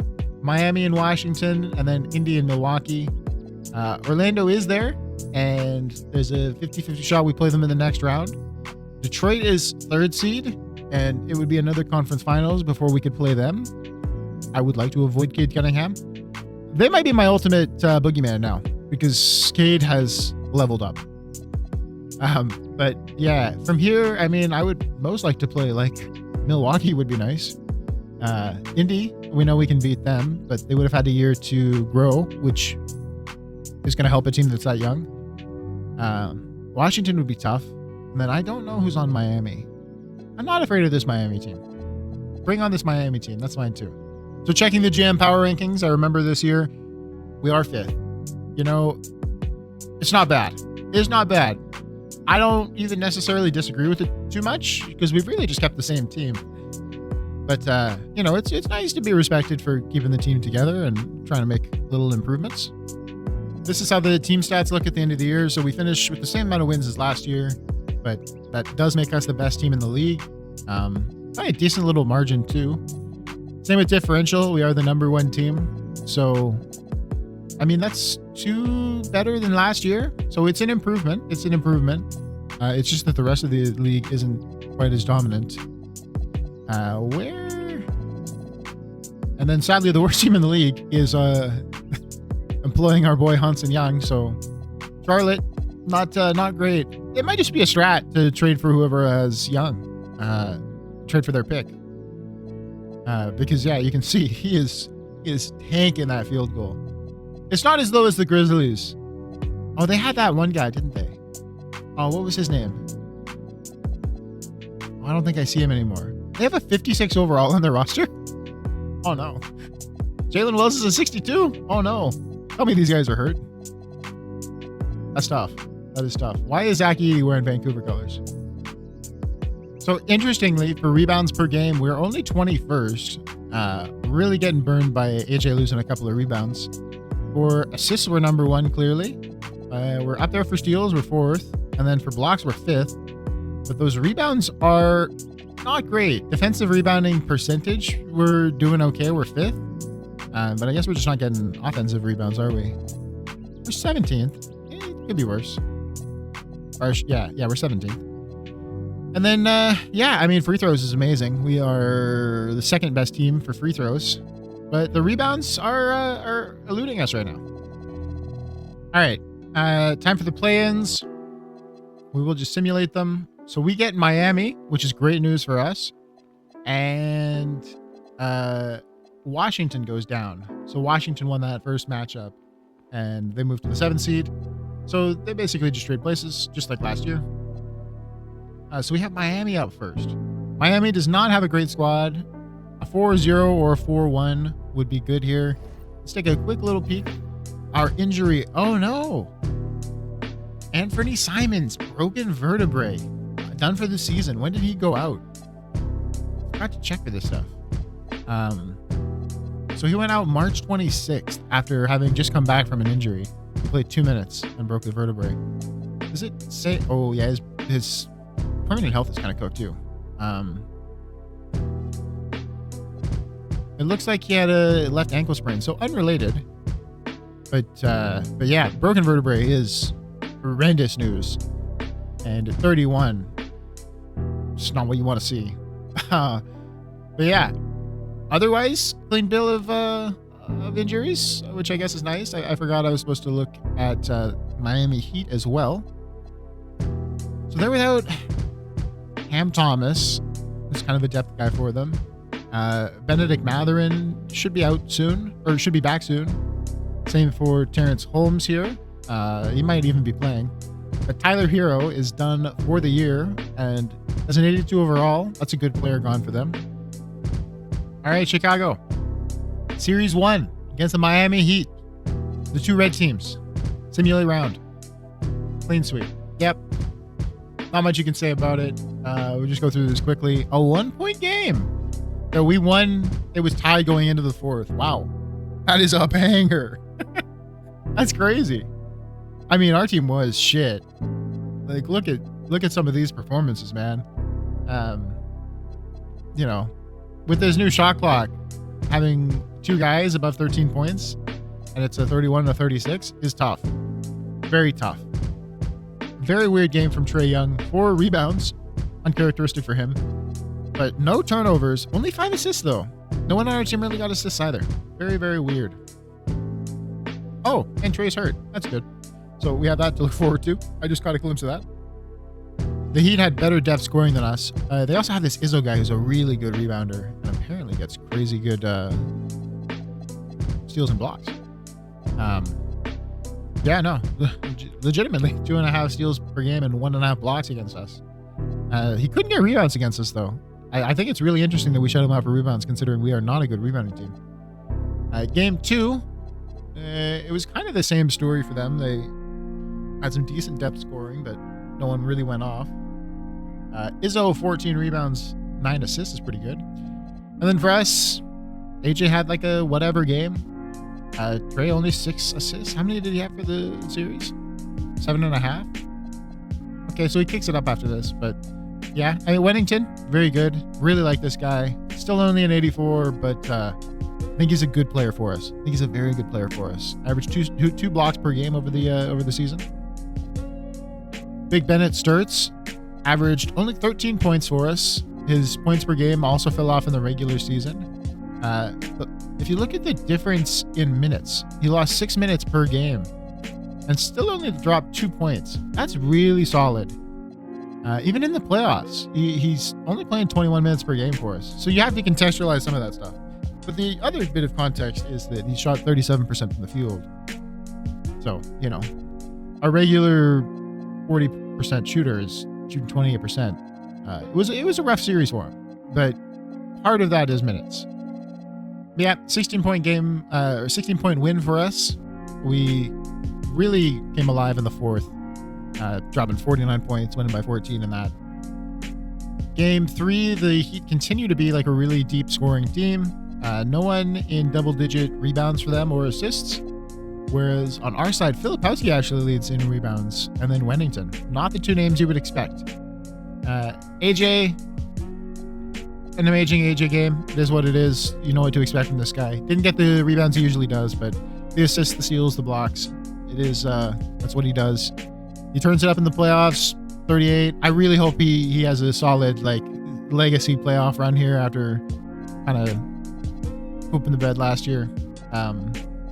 Free throws are a little bit down. Who cares? 6 turnovers per game, though. That's a little bit tough. That is a little bit tough. We gotta calm that down a little bit. That's a 24-point win in game 3, and then game 4, a big 30-point win. It is just more solid all-around play. I mean, people don't really need to do much. 15 assists from Dyson, but we walk away with this pretty cleanly. I mean, no one really had a bad game. You drop 170 points, you gotta like it. Koa Pete, you know, did well for them. Didn't do enough to keep them in, but, you know, I mean, that's a really, really good performance. And yeah, we cruise past the Heat. So it is time for round 2. And it is against Toronto. We don't have to face the bad man. Toronto is running quickly as their point guard still. He played for another team, right? Yeah, he was on Detroit before. So he's a champion. Right? Yeah, he won the championship last year and then came back to Toronto. I guess he liked it. But we're familiar with Toronto. I want to say we faced them once before and beat them. Big Barney Young, I remember. A lot of the same guys that are on the team in real life. They somehow acquired Rui Hachimura toward the end of his career. But they got Grady Dick. They got Scotty Barnes. They got Brandon Ingram. They got Jacoby Walter. We know these guys.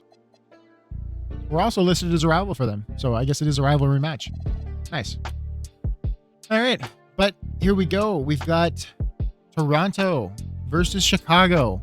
Round 2. Can we continue to play like the team that we are, which is extremely dominant? We do. Let's make our fans proud by getting to the conference finals. Damn right. So a nice, clean 4-1 win against Toronto. A little preview, but it does appear that we are going to be facing the Boogeyman, who just spanked Washington, by the way. Spanked. I would like to see some of these box scores. 48 there. Oh my God, Cade. Oh my God. This is what we have to play against, man. This is what we have to play against. You put 75 on them. 75. And it was a triple-double. He didn't even have that many free throws. I mean, this was game 1. Just, what the fuck, man? Only 27 game 2. He was tired after putting the fucking boot to the ass. Oh, man. And then in this, just a casual 73-point triple-double in game 3. Just like, hey, I'm still here, you know. Cade, bro, chill, Cade. Chill. Hopefully you're tired or sore or something. Let's check the injury report before I go on. Trey Young, don't like to see that. Dyson Daniels, don't like to see that, but at least he's coming back. And then Max Christie's a little banged up too. None of these are too bad. I keep forgetting to check the opponent. So Detroit, how are they looking? The Detroit Pistons have 4 guys out for the year, including this Dunleavy guy, who is key for them. And Asar Thompson's really key for them. So, I mean, you know, luck is on our side right now. This Dunleavy guy, it really holds them together in a lot of ways. But all 4 season-long injuries means is that Cade Cunningham's going to have the ball a little bit more. He won't have to be bothered by these, concepts such as passing. He's just gonna have free reign. I'm terrified. I'm terrified. Cade Cunningham. I want to check these box scores first though. So game 1, Trae Young, very good. AJ, not very good. But I mean, our defense was killer.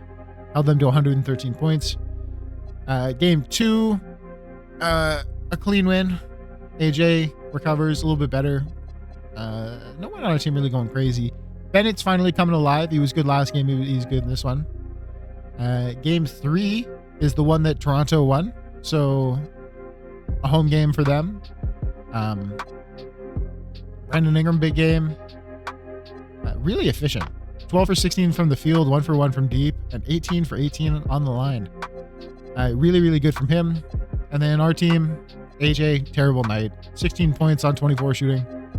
I mean, it's hard to call a guy getting 10 rebounds, 9 assists, and 5 blocks with no turnovers terrible, but for his standards, that is just bad.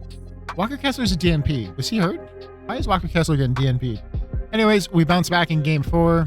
AJ has a decent game. Not, a really slow series from him. Luckily, we can afford it. Bennett coming alive. A little triple-double here. Nothing too crazy, but, a low-minute triple-double.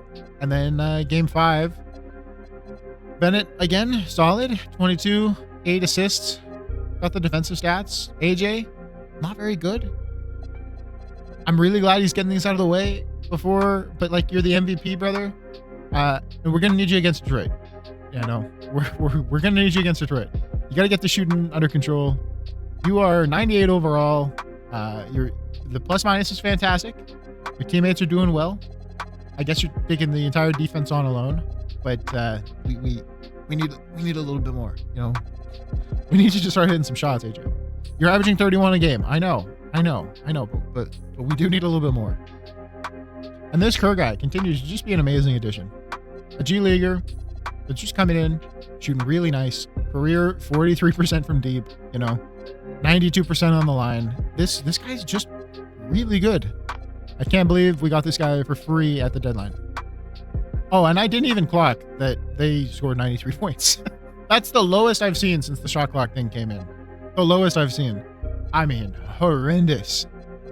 7 for 40 from deep. They are shooting like Hansen Young. And that's one game of Hansen Young. All right. Please. Please don't let the bad man do it again. I want to go game by game. I'm going to go game by game. Simulate through game. 1-0 to Chicago. View the box score.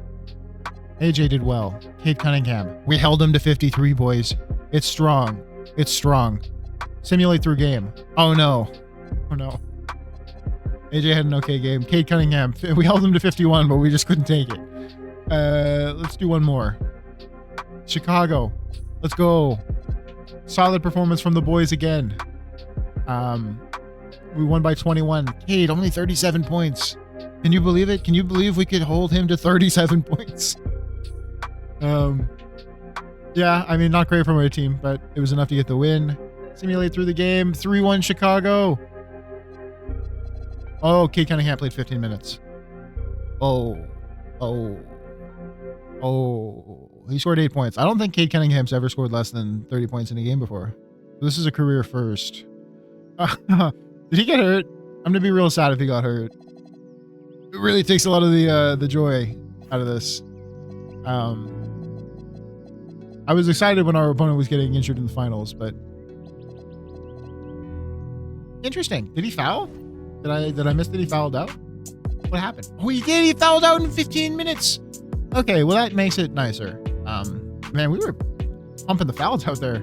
We got 3 guys to foul out and another 2 in foul trouble. But okay, we fouled out Cade Cunningham in 15 minutes. That is better news because it means the Pistons still have a chance. Yeah, just bad basketball. We were held to 137. We still win. Whoever drew those fouls, I appreciate you more than you could know. Who had free throws here? Ben Sturts. That's finals MVP stuff right there. That is finals MVP stuff right there. Get into the line. Get the bad man in trouble. Both of our point guards lead in the free throw category, so that's great. That is great. Let's go. Foul his ass out. Okay. Final game? Did I jinx it? We'll find out. I did not jinx it. Let's go. Oh, we have slain Cade Cunningham again. 53 points. That's it. 28 free throws. Just no problem. No problem. Did he have any other crazy free throw games in this playoff? No, okay, this was an anomaly for him. Start of the Brooklyn series, he had 26. But 28 for 28 from the line. It's a little hard to keep up with. It is. But we do it. We win by 3. We come back in the 4th. A big game from the boys. Bennett Sturts does what he needs to do. He has had a much better playoff run this year. A lot of vindication for him. And then Wennington continues to just be awesome, man. I love this Wennington guy. What a pick this was at 20. It's very rare that you hit like this on someone past pick 12. But yeah, this extremely vindicating to me. Yeah, I still like scouting through the combine, man. A lot of people skip the combine and find it meaningless, but you can find some gems. A good game by the boys. Hilliard gets involved. You love to see it. Hilliard get minutes in the conference finals. Bryce Sensabaugh comes in and puts up 5 points in 5 minutes. Yeah, man. Porzingis 16 points in 11 minutes. Look at this. We were getting contributions this game, and we needed them. Wennington fouled out. I didn't even notice, but it makes sense. Cade went to the line so many times. We were bound to have a bunch of fouls on us. So I didn't notice this. Look at the free throws, bro. We had how many free throws? So it's not an NBA record. There are a couple of games, mostly very, very old games, but there are a couple of games that have had more free throws than this. And probably with the shot clock change, there's been a couple others, but I've never looked at it before and seen 71 free throws in a game. So that was crazy to see. I was going to say, we beat Cade even though he was farming at the line, and then we took, 21 more free throws than he did, or than his team did. Basically, than he did. Yeah, we didn't have any guys that had 20. We just really got free throws across the board. We were working them. Look at all those fouls. 45 fouls. We were farming this team. Cade played 43 minutes. He had no foul trouble, but Grimes fouled out decently early. Ants fouled out early. Duran fouled out pretty early. Bowen, a lot of foul trouble, kept his minutes low. Holland fouled out reasonably early. And Robertson foul trouble as well. Just worked them. But yeah, your Chicago Bulls are finals bound, and it looks like we're going to be playing Wemby and the Spurs, but we will just sim the rest of this round to see. Yeah, Wemby and the Spurs. So we face off. A ridiculous bunch of defensive stats there from Vic. 4.5 steals per game.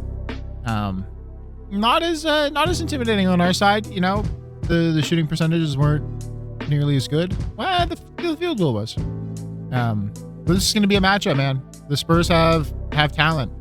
De'Aaron Fox still. Steph Castle still. They've picked up Julian Strawther. They've got Noah from us. We've got Carter Bryant from them.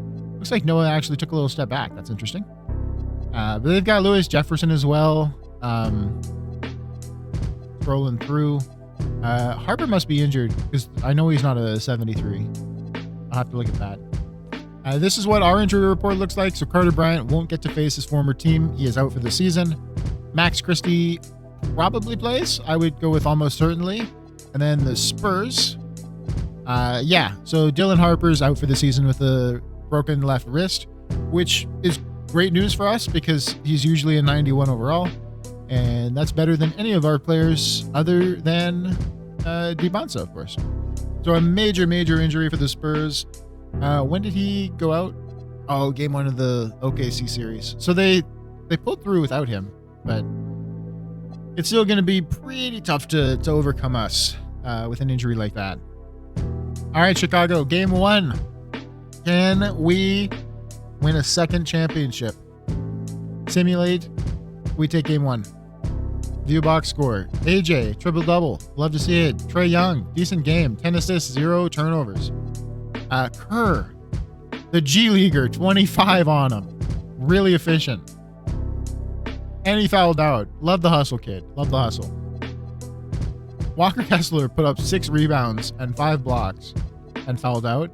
Don't love that hustle quite as much. Wennington, good game. 13 rebounds, 4 blocks.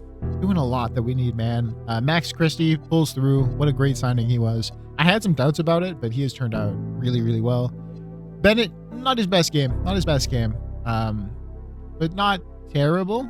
It was enough. We pull through in the end. We kept Wemby low. Wemby only 23 points is solid. And if we can repeat this performance and keep the defense on him like this and keep him below 140, we're going to cakewalk to this championship. But obviously, easier said than done, and I definitely shouldn't have said those words out loud. Game 2. And I shouldn't have said those words out loud. So AJ has a good game. Took 34 shots, though. Trae Young, 22 free throws out of him.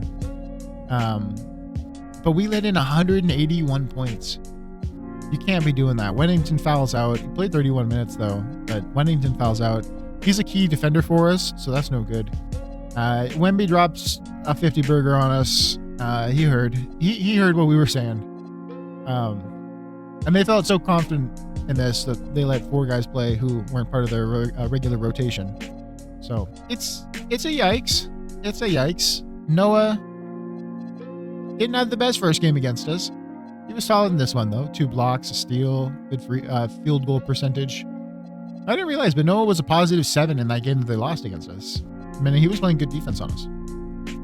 Okay, game 3. I'm not going to jinx it this time, I hope. Oh, no, the Spurs won. Oh, no. Oh, no. Oh, they killed us defensively. Oh, no. Oh, no. We can't choke this. We can't. I'll be devastated. Dyson played okay. Big Ben is okay. Trae Young kind of let us down. AJ definitely let us down. From a shooting perspective, anyways. Boys, I need to see a bit more from you. Boys, I need a little bit more. We lose by 6. We got absolutely dismantled in the second and never recovered. Boys, this is now is as good a time as any to turn it around. Oh, no. Oh, we've gone down 3-1 to the Spurs. Oh, no. View box score. Their top scorer was Malik Monk. I didn't notice that Malik Monk was on this team. I think he was part of that trade. But yeah, he played good for them, man. He played good for them, just like he used to play good for me. I feel a little silly that I let him go.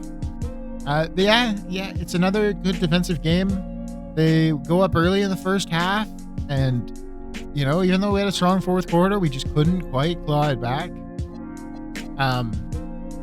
AJ, if you're there, if you can hear me, this is the time to turn it on, brother. This is the time. There's never been a better time to start playing like a superstar MVP. We shot 51% from the field and only scored 134. What happened? Oh, we got torched on the glass. That's why. Or are we getting bullied? Are they taking our lunch money? Their rebounds aren't crazy. I had Victor with 14. We had 3 guys with 10. I mean, is it just having Trae Young? Is that enough to completely screw us? I'm gonna go to the coach here. What are we talking about for minutes here, coach? What are we talking about for minutes here? AJ's playing 33. Coach, I feel like we can bump that up. I feel like we can knock that up to like 47. I feel like we can knock that up to like 50 if you don't want to be fired in the offseason. I know you're back-to-back coach of the year. I know you got methods to your madness. But, how do we feel about knocking some of these numbers up, huh? Like, we could just cut all of Bryce's minutes. We could cut all of Filipowski's minutes. We could cut all of Porzingis' minutes. Run a little 8-man rotation. A real small ball lineup with, 3 guards off the bench. Maybe, I don't really know what we do. Maybe we keep Filipowski's minutes. But we could definitely funnel some more to Trae Young, to Dybantsa, to Dyson maybe. Yeah. Feeling good about this rotation, brother. I'm just not.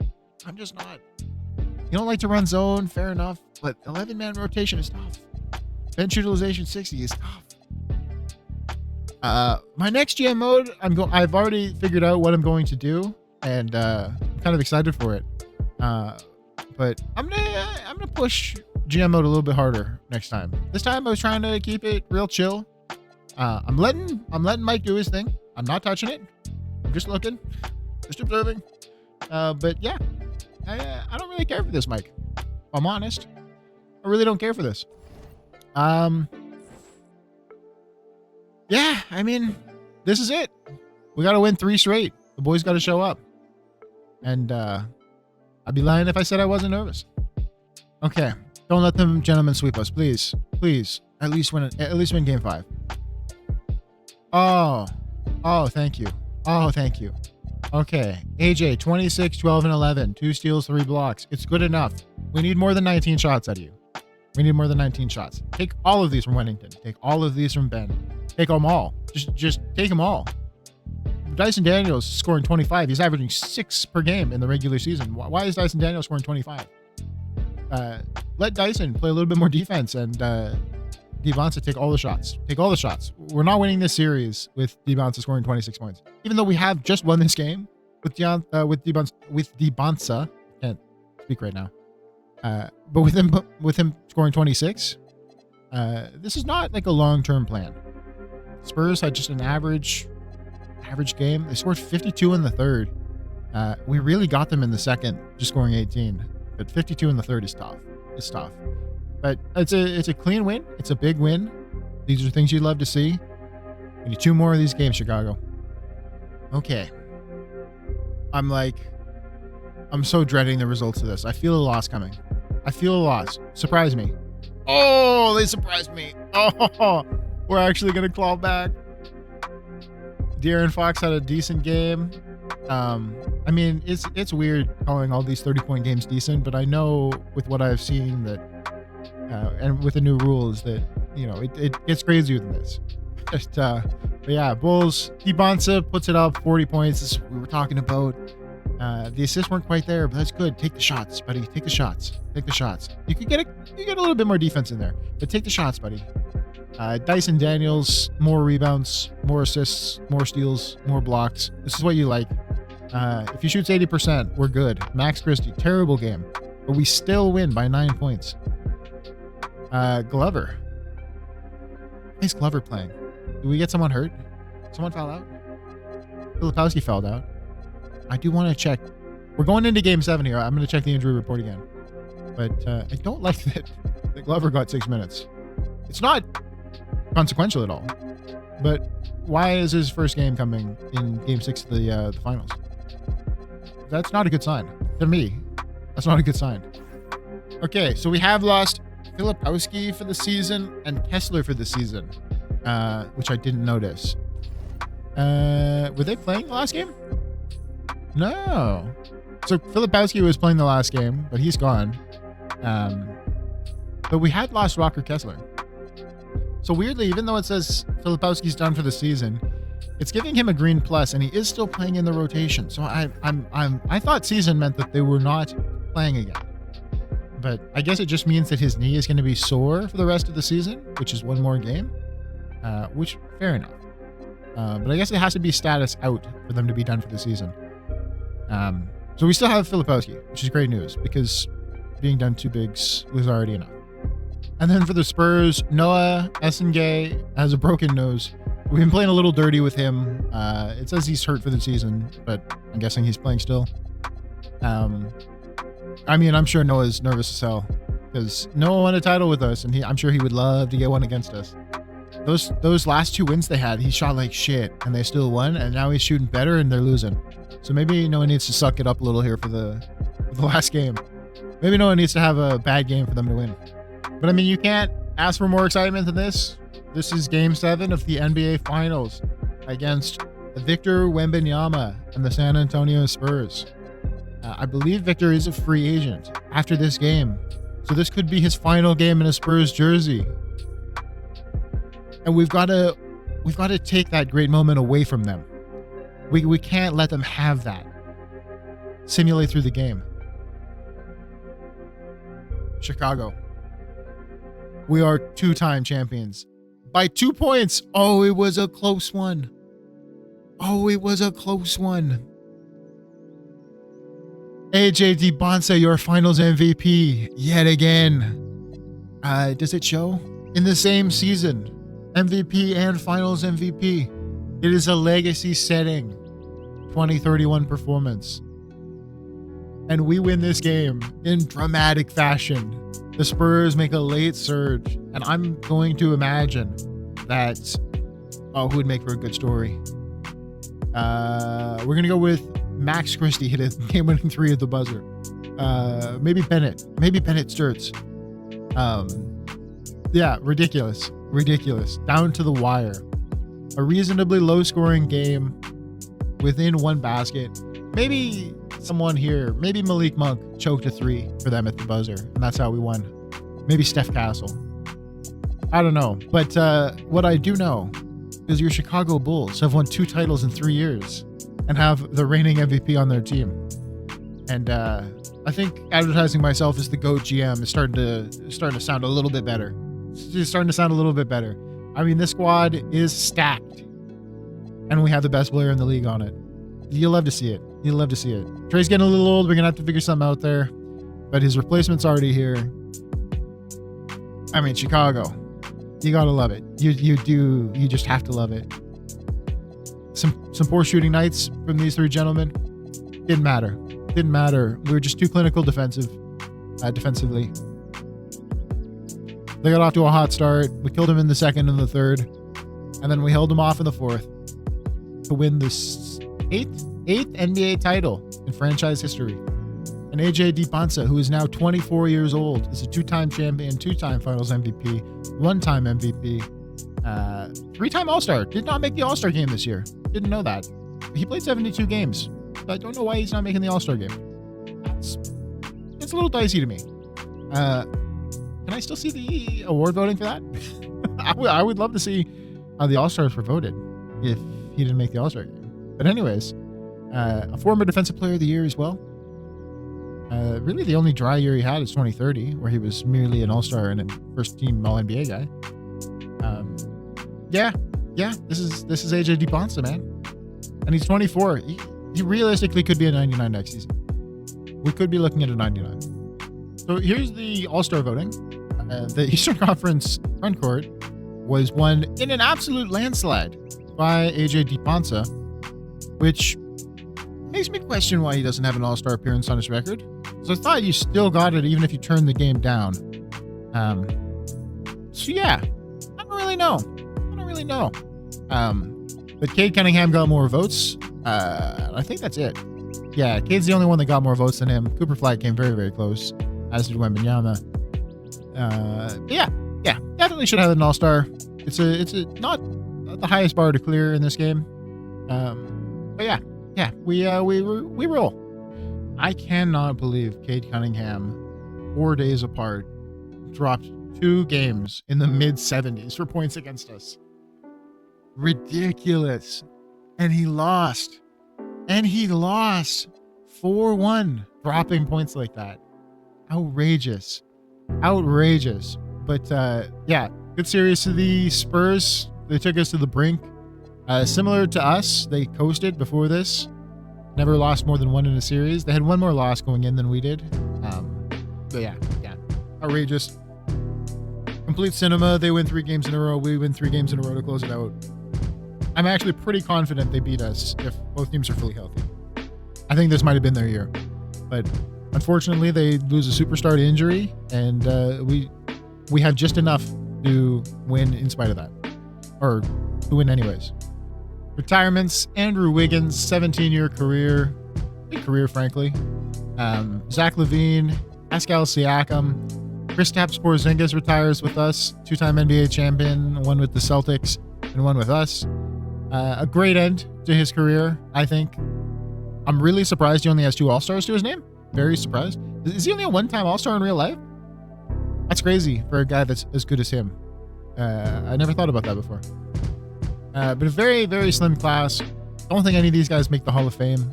I mean, Ben certainly could have done it if he was... Ben certainly could have done it if he didn't burn out so quick. I think he was all NBA in his 2nd or 3rd year. Sad story. And then the rest of this is all very, very young careers. Rob Williams probably played the equivalent of 3 seasons, so I think we can include him in that group. But yeah, I don't see a Hall of Famer in there. Staff retirements, Mike Woodson. I don't recognize any of these other names. But a big list of staff retirements. League meetings. They want to approve no games played requirement to be eligible for major awards. That's fine. There's actually incredibly few occurrences of people that didn't meet the game requirement winning an award that this would have disqualified you from. A bit of a useless requirement that the NBA put on this that I don't think was a good idea. But yeah, I'm more than happy to see it go. Probably should have gone before AJ had all those 65 game seasons. The draft lottery, I don't think we're in this. Nope. So we can just go ahead and skip this. Cleveland gets the first pick. They did offer that pick to me. The Hornets get the second pick. Shout out Hansen Young. And the Celtics get the third pick and the fourth pick. So they should have a pretty good draft. Staff signing, we've still got everyone. So we're just going to keep it like this. The team doctor thing worked out. Assigning the little sub coaches, what do they call them? Bonus staffs. Assigning the bonus staffs worked out really well and taking them off the head scout, which I should have done after the second season. I did your space on that. But yeah, that worked out well. The team doctor kept the boys more healthy this year, and Michael Stoffer, won the coach of the year and the title. So how much do you want to say? Yeah, we can skip past this part. I've had a poke around the combine, and this guy is by far the most interesting to me. He has the third best sprint. He has the best lane. 42-inch vert is awesome. 15 bench is really strong for a shooting guard, and the shooting numbers are all good. 16 standing, 15 moving. This guy's projected to go in the 60s, so he's projected to go undrafted. And he doesn't have the best scouting report on him. I don't see any college stats. But yeah, he, physically is tremendous. I wish he was scouted a little bit more. It looks like you got 10% scouted. But Randolph Robinson, the man with 2 last names, would be a guy that I move someone and get a late first for, or a late second for, because I won't have to move much. But yeah, really, really strong combine numbers. This guy as well, slow, very slow, but 40-inch vert, 25 bench is about as strong as you'll get. And to do it with the 40-inch vert and good shooting splits is also impressive, but he's getting compared to Tim Duncan, and he's going 7th. His numbers are a little weaker than Randolph's, but this guy looks amazing too. And then I don't know if I showed it for Randolph, but he's 19, so he's he's got some time to develop. All right, we are here at the NBA draft. I'm going to try a couple more trade finders, just see what is around for our various assets. But again, title team, want to change too much, ideally. All right, the Toronto Raptors have offered us Khalil Ware or Kyle Filipowski in a second. The second is meaningless to me. Filipowski, I would like to keep, but he's 27 and he is so banged up. Khalil Ware's got a more healthy body, and I really think for this save with how jacked up injuries are. There's a dude yelling outside of my window. I don't know if you can hear this, but it's really distracting. But Khalil Ware, the injuries are so jacked up on this save, and at such a high frequency that I'm gonna go check on what this guy's saying. All right, hopefully that situation is resolved. But anyways, I don't remember where I was, but Khalil Ware is healthier, so I think I'm gonna pull the trigger on this. The second is not bad. He doesn't have as long on his contract. That's not a big deal. There were some firsts I could have traded Filipowski for and tried to sign a backup center, but I'm just gonna stick with the talent. I like Khalil Ware, so we'll go ahead with this. He fits really what I want to do. We had this guy in hell for the playoffs, by the way. 3 rebounds in that game, 4 rebounds in this one. He was not having the best time. But you can see his stats here. He's right around a 50%, 55% field goal guy. He doesn't hit 3-pointers, but neither does Filipowski really. But 2.5 blocks is solid. 10 rebounds is solid. I think he's going to do just fine on our team. All right, for the draft, we have the 29th pick. After some deliberation about trading back, I actually think I'm just going to take Randolph. Now, the Sporting Network, or Sporting News, sorry, thinks that he's going to go 80th. Just not great. Pretty much none of these places thinks he's going to be drafted all that highly, but it gets weird in the second round, and I just don't want to risk it. You can see 2K's number 15 guy is still here, which is shocking. But he's 23. He just doesn't interest me that much. And Randolph kind of does. So I'm going to take Randolph, the Combine superstar. And I'm going to see how this goes. But yeah, we're getting a shooting guard with a 7-foot wingspan at number 29, which I like. Curiously, this draft analyst, Rob Mahoney, says that the Bulls land an obvious steal here that I had coming off the board 10 picks ago. So that makes me even more glad that I did not trade this pick away. So this is how the draft ends up. The Cavs take, who the fuck is this? Was he projected? Where was he projected? I don't remember where Glenn Ferguson was projected, but they take a 23-year-old 72 overall. And yeah, the Hornets and the Celtics, I'm sure, are quite glad because they get really good players. So do the Grizzlies, that are all younger, far younger and far better. So another Anthony Bennett pick here from the Cavaliers, potentially. We'll have to see how that pick turns out. So there you have it. Victor Wembanyama, at 27 years old, declines his player option, and he will become an unrestricted free agent. So it's going to be a heady like bidding war for him. And there you have it. 27-year-old Victor Wembanyama in his prime opts out of his player option and becomes an unrestricted free agent. And this should be an absolutely extreme bidding war. It's going to be crazy, I think. So we've got the qualifying offer here on Jamal Kerr for $3 million. I wonder what he's going to ask for, because he could ask for a lot now. We don't have bird rights on him. Where is he affordable? Oh, yikes. He's not listed under affordable. What does he want? Jamal Kerr wants $5 million, but we can't afford that. We can't afford $4 million, though. I'm really tempted to give him that. We could also have this rookie that we just drafted. But I don't know. Jamal played really good. Really, really good. Not Tyron Stokes. Where are you? Jamal Kerr. He's an RFA. Fits the system well. Where was he? Yeah, I mean, that's a great season, man. 14 points per game, shooting like that. I mean, he's definitely earned the money. This is the max I can offer him in terms of money and years. And I'm just going to let it fly because he's earned the offer. So if he takes it, he takes it. If he moves on, I completely understand. Yeah. I mean, he showed himself on the biggest stage, won a title, and now he gets to get some money for it. This is what you love to see for a G League guy. 18 offers in for Victor Wembanyama. I'm sure all of them are just maxing them out, and he's going to get his pick of the destination. Hopefully a no trade clause in there for him. Look at this free agent class, though, man. All these 90s, play 88s in there. And then Jalen Williams, an 87 who wants $13 million. Disgusts me. What is wrong with this game? Of course, we don't have enough room under the cap to sign him, but a ridiculous value there. Okay, after the moratorium, I have made a couple of signings here, so we're going to check the team. So we got 3 point guards. The problem is we got 4 shooting guards now. We've got Kerr back, and we've added Robinson in the draft, and he's not quite ready yet, but with Simons' injury, he could end up being our 3rd shooting guard.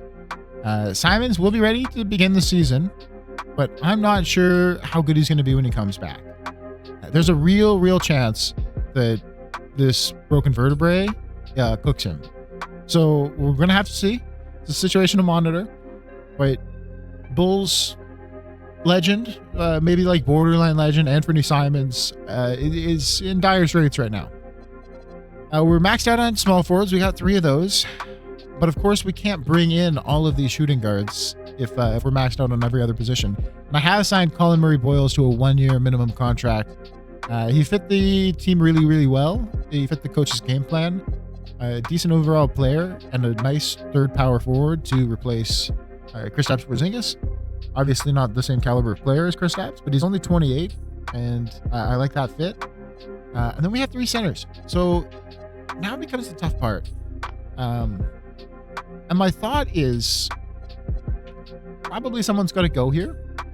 I can't trade Simons because he's hurt. I can wait till next season. No, I can't wait till next season because you have to be compliant before the season starts. So we have to make a trade before the offseason ends. So I can't trade Simons. So I don't think I can trade Kerr because he just signed a new contract. And I'm obviously not trading Dyson, who's the starter. Can't trade Dybantsa, of course. Don't want to trade Christie. He's on a great contract and he's a really good player who fits what we're doing here perfectly. I think it might be Bryce. I like Bryce. I don't use him a ton. He's been here 3.5 years. I mean, he comes in and he balls. Like, really, look at that. 10 points per game, shooting 47% from deep. Like, outrageous from the line. It's not hard to believe a team would want this. And he's 27 years old. It's not like he's old. I think we could get maybe a first for him. Like, he's right in his prime. Good player. But if we do that, we can move. It's probably going to be Robinson to small forward. And he's not bad. Like, Sensabaugh is a D+ post defender, and Robinson's already a C-. I really like that Robinson's so athletic. That's that combine boost. But yeah. I think I have to trade Sensabaugh.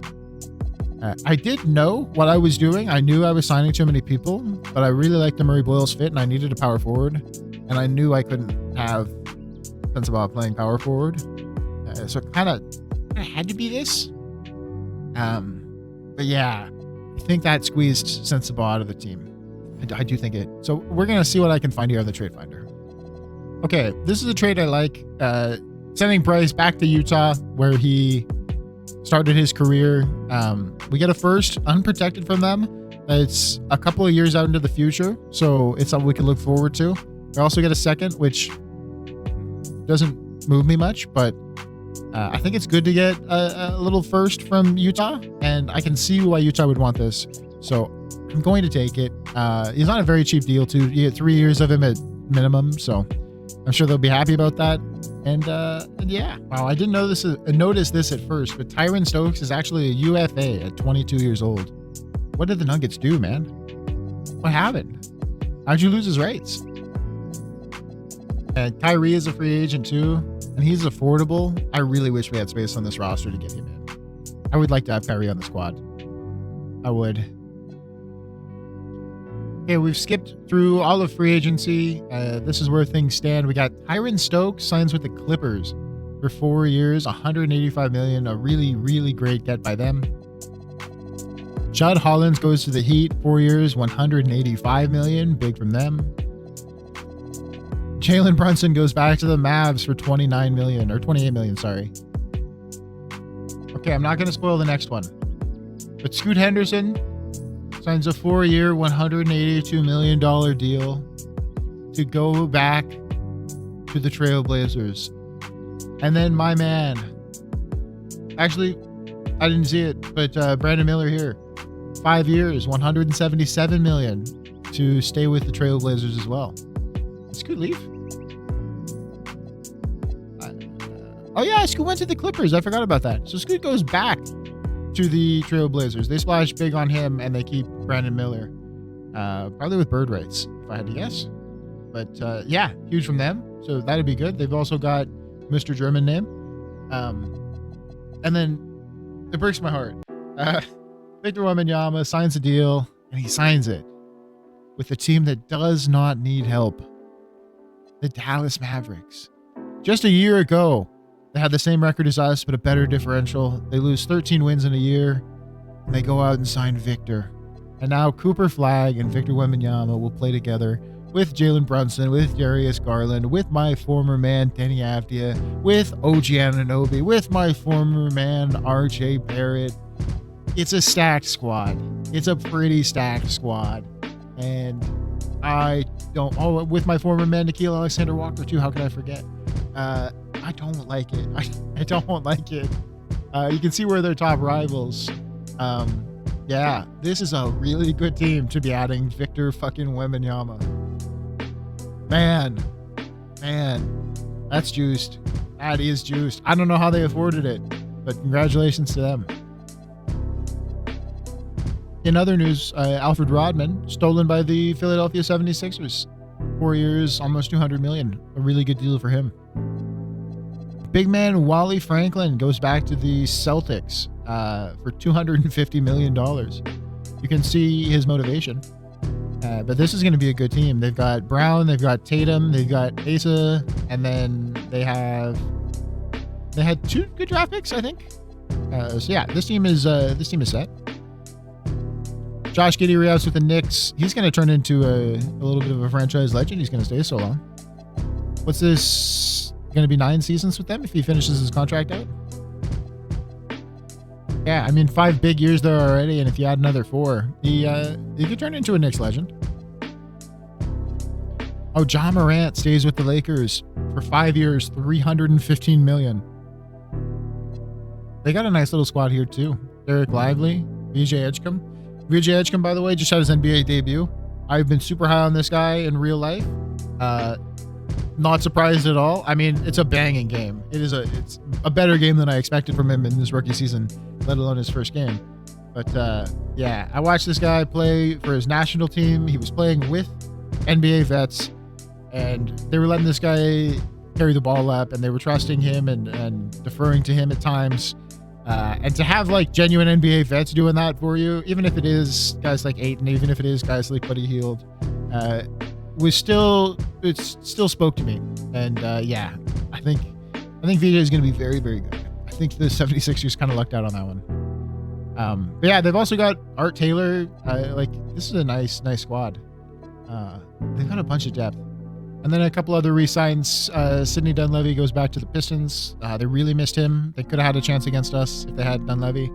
And then Peja goes back to the Thunder for 4 years, $200 million. So they've still got a squad as well. They've got 3 guys that are 90 overall. I'm a little surprised we don't see them in the finals, but yeah, 84 overall. Like it's a good team. It's a very good team. I think 2K just doesn't give Shea. Before we move on, I do want to see the contract extensions. This is where you can re-sign rookies. So Khalil Ware is not ready to sign an extension. I can sign him because it's not a rookie deal. I can sign him during the season. So that's gonna have to be something I look at. He was with Miami for a long time. I didn't realize he only just went to Toronto. So Trae Young will re-sign. It's reasonable money. It'll take him to 37. Just maybe a bit long. Maybe I just extend for 1 year. I feel like 1 year at 23. I'm good with that. That'll coincide with his fall off nicely, I think. Carter Bryant will re-sign. He's got a player option. He'll take a nice pay cut. I'm good with that. I'll get you for 16 mil. Wennington. Oh my god.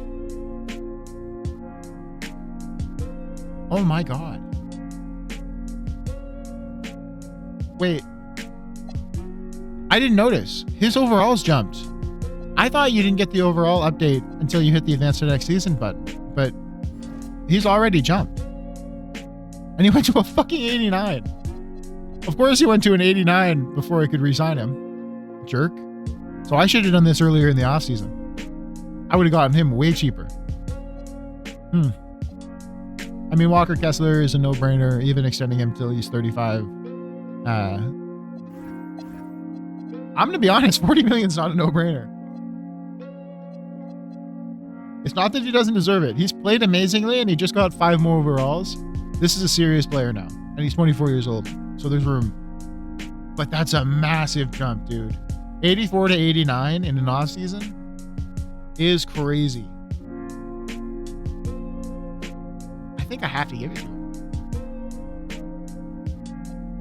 That's a lot of money, man. That's a lot of money. Holy.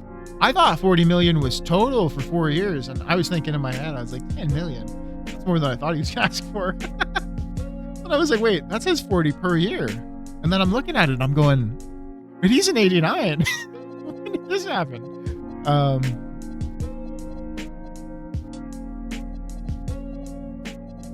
What's happening here? How did Kerr get hurt? Kerr's got a 2-month concussion.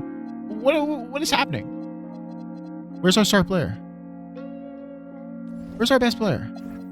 Okay, he's still on the roster. He's a 99 now. He's got 30 badges. What is happening? Okay, so the jump now happens at FIBA. This is new information to me.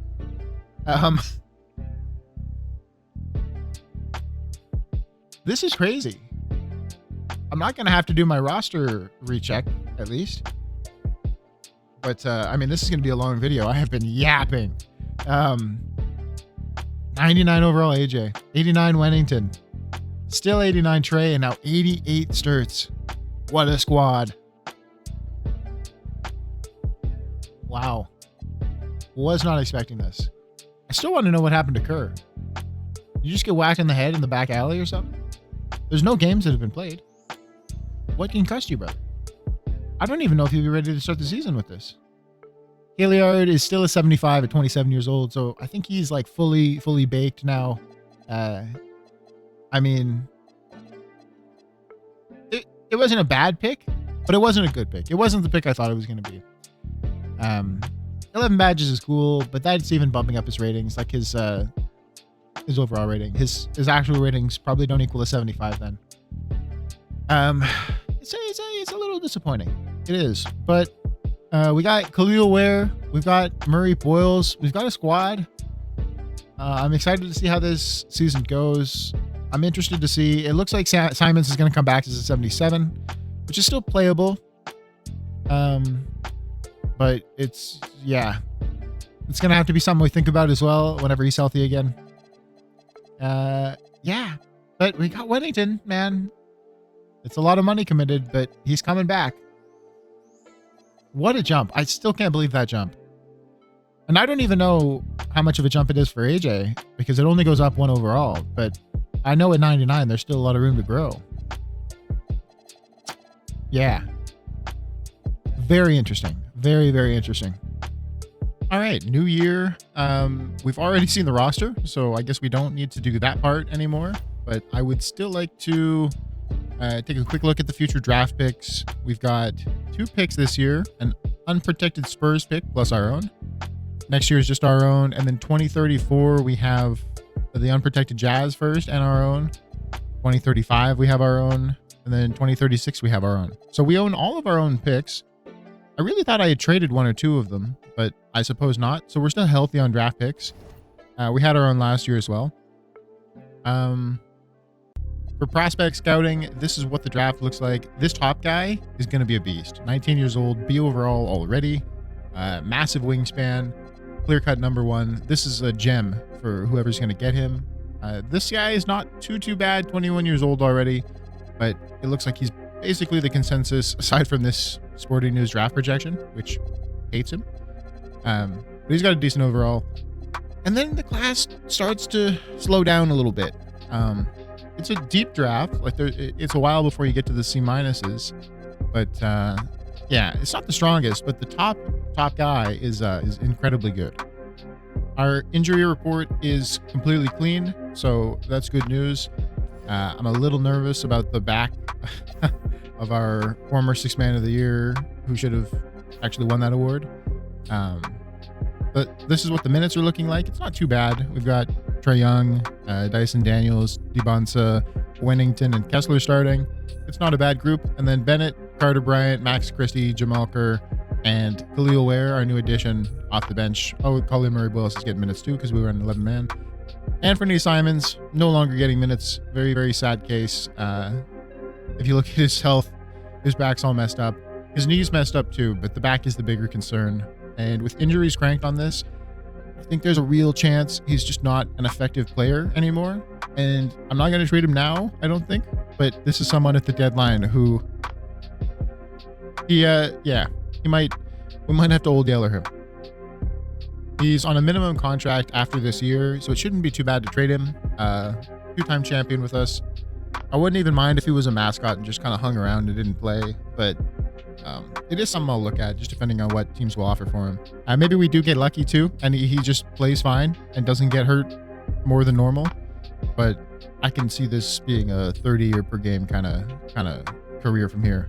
All right, I have just quickly simmed us to January 1st. You can see the NBA Cup here. We actually lose in the finals to the Lakers.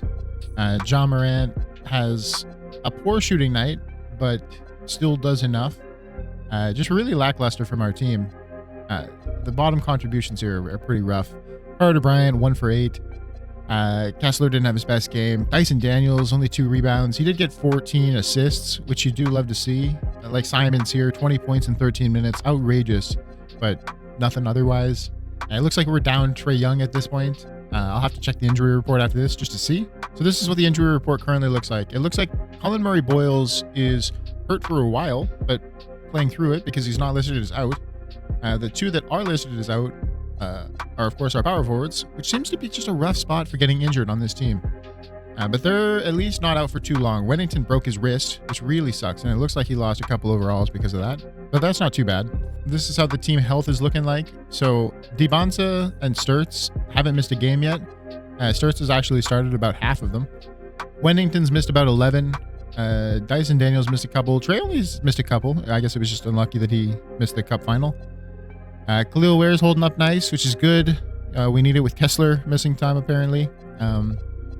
Yeah, it's just been a lot of banged up minutes here. But Anthony Simons, 28 games. He is still holding together. So as the trade deadline approaches, it's not that far away. I do think I'm going to keep our boy Anthony Simons through that. I don't want to let him go. If he's staying healthy, that's good enough for me. I thought his back might be cooked, but it's not looking too bad. His field goal percentage is bad. It's not what he used to be, but we can deal with it. Okay, we have arrived at the trade deadline. We are 42-8, so doing really good. We had a chunk of losses here. We lost 4 straight, including one to the Hornets. Please tell me. I didn't notice. Dybantsa triple-double. You like to see that. But who on the other team cooked us? Did he get traded? No. It's cool they still have Cam Boozer. Where's our GOAT? I gotta find him. No, Hansen's out for a couple more weeks with a right knee tendonitis. This is how the award race is looking. We've got Dybantsa top of the leaderboard. Some really fantastic stats. A lot of those rebounds have come back. 36, 14, and 9. With that many defensive stats is truly, genuinely ridiculous. So is having Cooper Flagg and Victor Wembanyama on the same team. I'm really looking forward to seeing how the team stats page looks, because I haven't seen that yet. I mean, Ja averaging 41 is also pretty nuts. But, I mean, he's getting cleared in every other stat by AJ. So, as long as AJ's staying healthy, I just don't see him losing this award. He's a 99 overall. It's very, very hard to overcome that.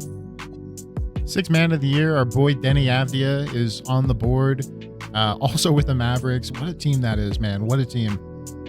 Defensive player of the year, AJ, and then the 2 Mavs. I really think AJ could hold on. If you look at the steals plus the blocks, I mean, he's got the most combined of anyone. It's just such crazy numbers to me, man. His rookie season, he averaged 1 steal a game, and now he's averaging over 3. Just nuts.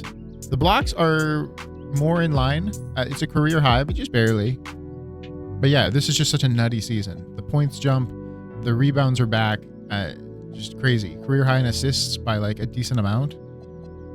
Okay, I don't think we're going to find any trades, but what we do find is that Khalil Ware will re-sign, and he'll re-sign for the minimum. It's greasy. I'm taking it. Maybe. Will he take 4 years? I don't think he will take 4 years. Hopefully, he'll take 3. Okay, 3 years at the minimum. I'm totally cool with that. But we keep Khalil Ware. That is a massive deal to me. Really, really good stuff. The only sad part on our injury report going into the second half of the year is that Max Christie has fractured his leg, and he will be out the rest of the year. So that is no es bueno. No es bueno. I really hate to lose him. 2-time champion. He won it the year before we did the first time. So this is how the team stats look. I don't know if you see what I see, but I am completely floored. Not only do the Mavericks have a considerably worse record than us, but they have more points allowed per game. Our defense is somehow better than theirs. And granted, we have Dyson Daniels as well as Dybantsa, but I really thought those two would have been unbelievable for the Mavs. But with the 16.3 differential, we are absolutely cooking the rest of the league. By far the best field goal percentage. We're still a decent three-point shooting team. We're number one by far for assists. We're number one by a little bit for steals. And then again by blocks. We're just a little bit ahead of everyone else. Turnovers aren't too bad. We are bottom 10 in the league, so that's good. The fouls per game.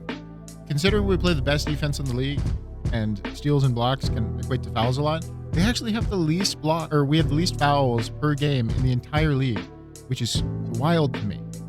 And we have the second most bench points per game. Part of that is due to our coach just plays the bench a ton, but it also indicates that we have a pretty good bench. The GM power rankings, we are spanking the entire league, so of course we're fourth, as only makes sense. We're scrolling through the teams just to look at the money, because I haven't looked at it since I've started this. But I noticed OKC, look at their player expenses. So I think player payroll is what it is. I don't think it includes luxury tax in the list. So I think they're paying roughly $300 million in luxury tax alone. And they have a crazy roster. I mean, these five, and then they have LeBron James, which is really solid. And then even down here, they have Zion. Zion's just chilling back here. He's probably making $40 million a year. 35. So yeah, we are over the cap by 62 million and over the luxury tax by 24 million.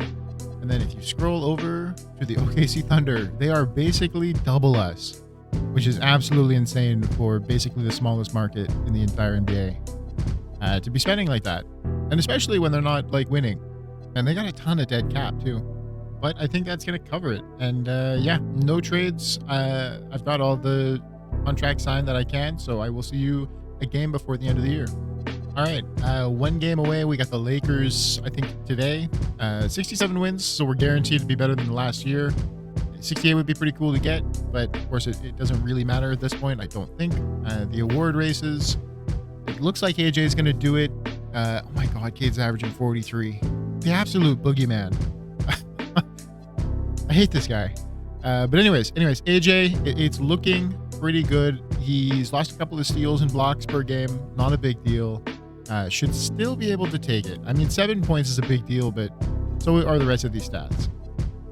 Rookie of the year, it's looking like Chris Irving. The last time I checked, he had a really bad field goal. It's improved. That's not far off for a rookie. Rookies frequently have the worst shooting of their career. So, you know, you could see him going up to like a 46 in his prime. That's not outrageous for me. Sixth man of the year, it's looking like Monty White. In old 2K games, it used to basically always be a backup big that won sixth man of the year because their rebounding numbers would be ridiculous. And this is kind of fitting that mold. None of these other options are crazy. I'm really surprised we don't have a guy up here, but I guess so much usually just taken up already. Defensive player of the year, our man is holding on strong, you know. I can't believe Cooper Flag and Victor Wembanyama together are averaging about 33 steals per game, or 33 rebounds per game. Just nuts. Just what a duo. And they have surrounded them with not enough. All right, and we have wrapped it up. AJ does win most valuable player. Chris Irving, rookie of the year. Monty White, sixth man. AJ Dybantsa, defensive player of the year. Drew Flores, most improved. How did he do? He went from 10 points to 17, or 11 points to 17. That's pretty good. Some solid improvements across the board. His minutes did about double, so it's not far off what you would expect. But you do gotta like those shooting percentages.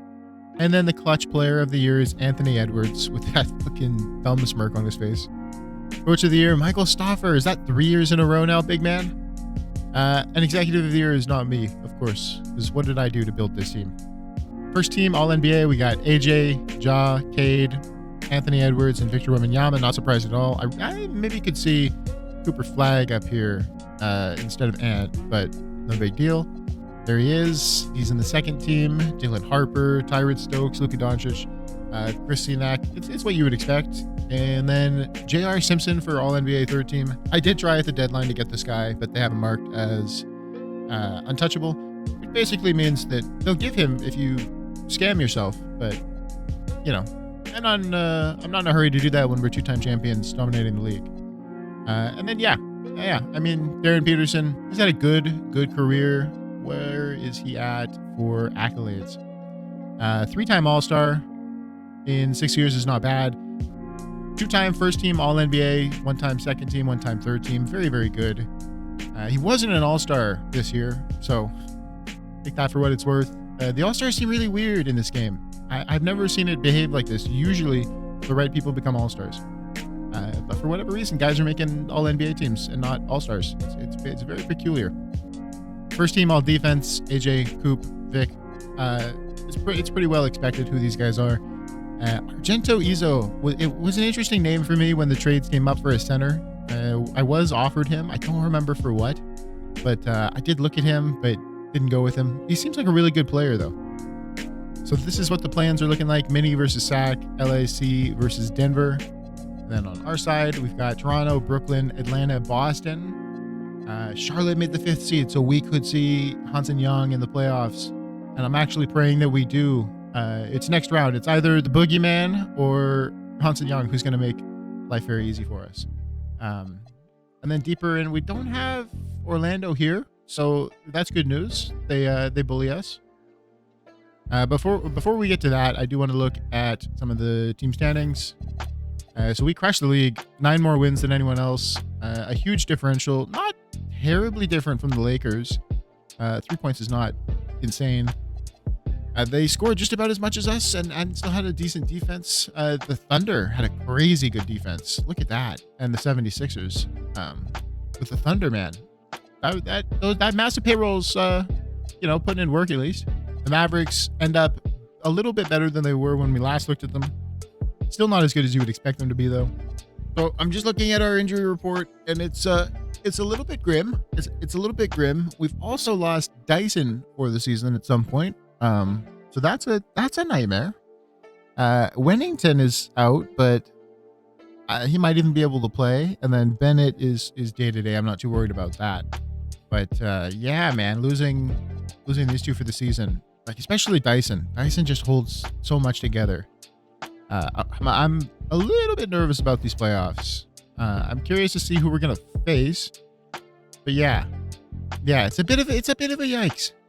I'm just looking at the injury report for the entire league, and you won't believe it, but Kyle Filipowski is out long term right now. Crazy. So I'm going to go through these plans and then see how this plays out, and that'll give us a couple of days/weeks to evaluate what our lineup is going to look like, and then know who we're going to play. So sim play-in, we're getting Atlanta, and then Brooklyn is going to the 7th seed, so they face Indy. How does Atlanta match up with us? We've got Atlanta's old star man on our squad, of course. They still have Mikal Bridges. They got Nolan Traore. Love Nolan Traore. It's a solid squad. They've got Jalen Johnson still.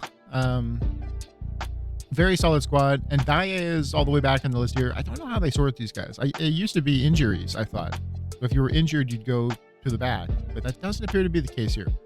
But for whatever reason, we should be able to walk all over these guys. They lack a true star. And Dye can go off, but I feel pretty good about our chances. No disrespect to Mikal Bridges, who has been a good player for them. So this is how the lineup is shaking out. Wennington is hurt, but he's going to play, but he's going to come off the bench. Not bad at all.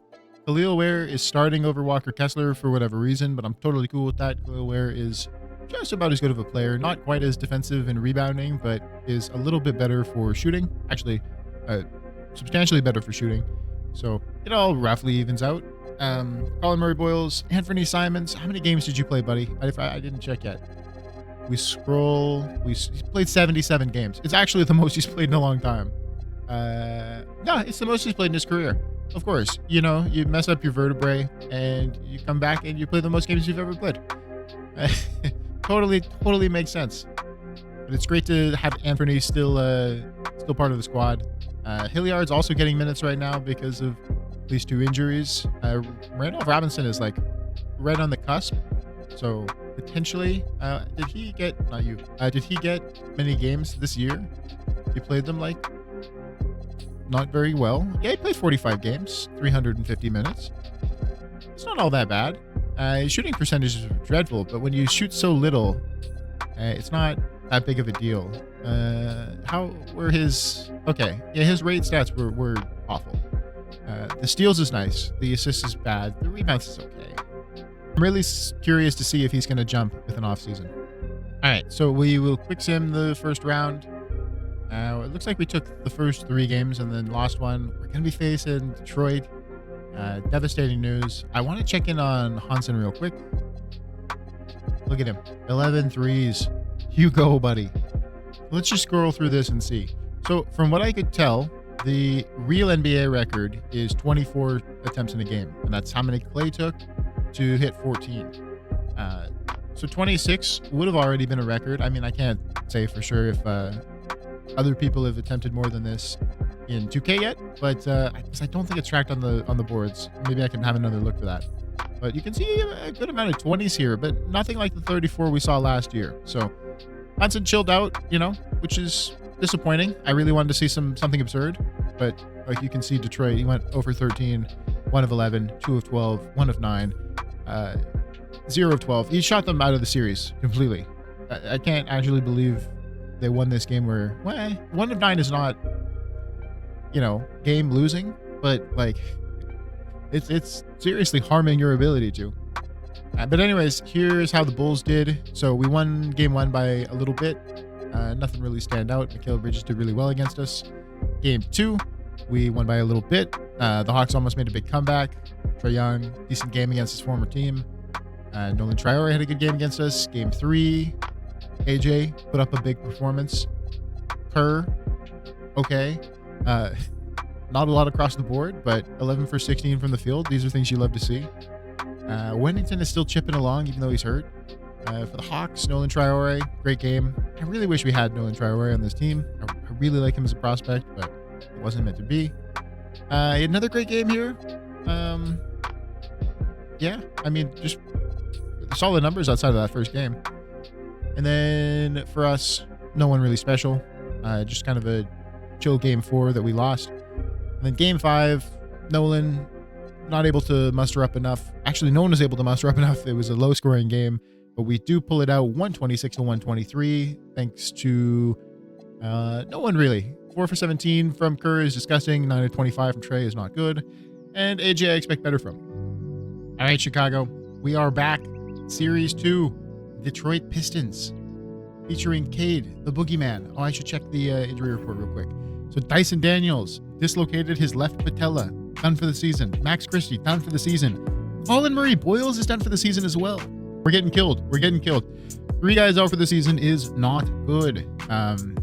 There's 15 roster spots. We run 11-man rotation, so we are down to the wire right now. We don't have a lot of bodies left. Guys get banged up, and I don't know what the coach is going to do. He's gonna freak out having only played 10 guys. But Detroit, let us see. Oh, I should check Detroit too. I keep forgetting to do that stuff. Detroit Pistons. So Duran's out for the year. That's gonna hurt them. Cade is banged up, but nothing bad. So this should be a reasonable series. They're a little dinged up, similar to us. Duran is probably not quite as big of a loss as Dyson Daniels. It's not too far off though. But I will sim this round. Okay. So I blacked out a little bit there and I didn't see what was happening. But we take it 4-2. I don't know how the game's turned. Game 1, super low scoring game. We beat them comfortably, but very, very low scoring. Super weird. AJ, 49 points, completely carried the load. Kate Cunningham had 60 of their 112 points. This guy is a freak, an absolute freak. His team was selling hard, but what an absolute monster. 60 points out of 112. Game 2, we kept him to 28. Another low-ish scoring game, but we picked up 154, which was plenty. We coasted by here, 23-point win. Solid effort all around. Game 3, we kept Cade low again. We lose this one. It's rough losing to Detroit when Cade Cunningham only has 27, but what can you do when AJ only has 21? Game 4, we lose this one as well. So it looks like it was just home wins for everyone. AJ only 24 points. Just a bad effort from the boys. Wennington had a good game, but it wasn't enough. We lose by 7. Cade Cunningham 37. It's not bad. He's not dropping multiple 70s on us yet, but there is games to go. So it's a 2-2 series. Game 5, AJ 43 points. We pull off a 2-point win with a fourth quarter comeback. These are things that you love to see. Wennington, very, very good. Trae Young, not very good. Cade Cunningham 55, 9-9. Hate this guy. Game 6, a 50-point blowout. AJ drops 50. It's perfect. Cade Cunningham drops 52. Not enough. Not going to cut it, buddy. And yeah, we cruise. I mean, it was a tight second and fourth quarter. And then the first and the third, just mayhem. Blood everywhere. No Pistons survived, sadly. Yeah, that is the end of the Detroit Pistons. So now we're going to face the Brooklyn Nets, who have had a little run. They took out the second seed, and then Philly made it as the 6th seed, and they took them out too. They've played 7 games in both of their series, so they're a bit tired. They also had to play a play-in game. But yeah, Brooklyn makes the run.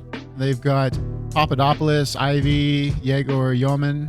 I think I've got that name right. It's taken me a while to get this pronunciation in, but Yegor Yeoman is, I think, how you say his name.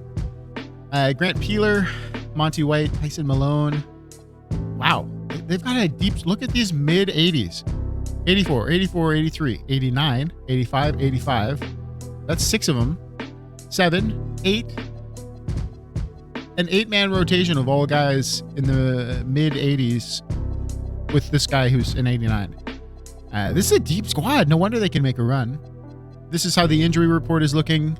Kerr is probably missing a couple of games, if I had to guess.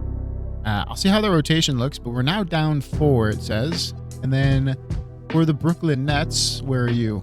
The Brooklyn Nets, Papadopoulos is just recovering from a knee injury, so he's actually supposed to be an 87. So yeah, this is a serious team, and with us so banged up, I'm a little bit worried. Yeah, Kerr can't play. It wouldn't surprise me if he misses 4 or 5 games. We're gonna have to see how that goes. But yeah, I mean, Wennington is healthy and he's still down ratings, so you don't like to see that. It's gonna take an effort. We've got AJ though. If we have AJ, we can win any series. All right, boys, this is big time. We're going to quick sim this round, and then I will do game by game if we make it to the finals. It's no guarantee though. This is, I mean, our backs are up against the wall here with 4 injuries. We make it through. That might have been a sweep. I didn't quite see it in time, but it looks like we're facing OKC in the finals. And AJ had a pretty strong little run there, 36, 15, and 10. Just around his regular season numbers, but incredible field goal, incredible free throw. Remember when he was not a good free throw shooter? The 3 still not great, but yeah, really, really nice. It was a sweep. I figured just because how quick it went. Papadopoulos played good. Game 1, AJ 44. Anthony Simons, 31 minutes, 24 points. This guy, you know, franchise legend. Even if we don't win it all, for him to come back from that injury and play 77 games, and now he's absolutely feeding in the playoffs. This is, yeah. Anthony Simons, Chicago legend. Did not expect it, but his name is probably going up in the rafters. Game 2, Dybantsa didn't have his strongest game, but I mean, look at these contributions. Carter Bryant, 24 points in 22 minutes. Simons, kicking in. Wennington, a very efficient 23 and 10. Bennett Sturts, not good, but he did get free throws. Did we foul anyone out? We fouled out Papadopoulos. That'll help. We fouled out Topic. That'll help. So yeah, even though he didn't shoot that well from the field, he contributed. Our rookie Robinson, 9 points in 9 minutes. Shot poorly, but 2 steals. He contributed. When you're this hurt, you're going to the end of the bench, guys, and really good to see. And yeah, game 3, Peeler didn't do so well for them. I think he's been their top scorer every game so far, though. Whereas Dybantsa did carry 17 for 25 from the field. Amazing. And then game 4. So we still don't have back Jamal Kerr yet. So he's probably ready for the next series, but we don't have him yet. But we do have just enough to completely smother the Brooklyn Nets. I mean, that's a big win. That's a big win. That's a massive win. And that's a pretty sizable win. So we were never too close. Dominant performance from the boys. A lot of confidence going into the finals. We're facing the Thunder, who have an egregious payroll. I have to see how people's injuries look. Kerr actually broke his left thigh. I didn't notice that wording before. I thought it said something else. He's now got a broken left thigh, and I'm really surprised he can come back that fast. Very surprised. I don't know if he'll be ready for game 1. I mean, I can check that now, but he will make it for the series almost certainly. And then the Thunder, how are the Thunder looking? They've got Shai Gilgeous done for the year, and that's a star player. So that's really, really good for us, because otherwise they have a pretty banging lineup. He got hurt against New Orleans 4 minutes in. Very sad. That was last series. This is how the lineup is looking going into the finale. Very interestingly, they've got Daryl Wennington starting as the center, with Ware and Kessler coming off the bench. Not sure about that decision, coach, but whatever it is about OKC's lineup, he's decided that this is what he wants to do. I'm pretty sure I rebuilt it, yeah. Simons still coming in for some good minutes. Hilliard, Robinson, Glover.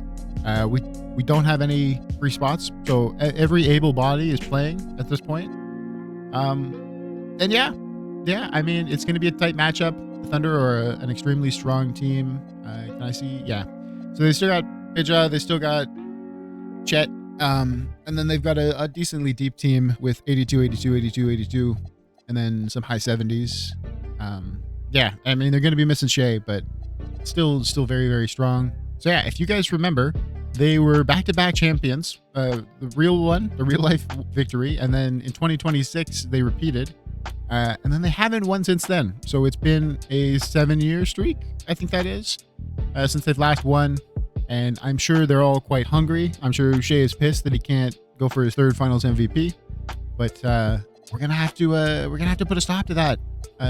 Even if we can resist Bronny James, that would be great. But we got no more 7th seeds to bully. It is the mighty OKC Thunder.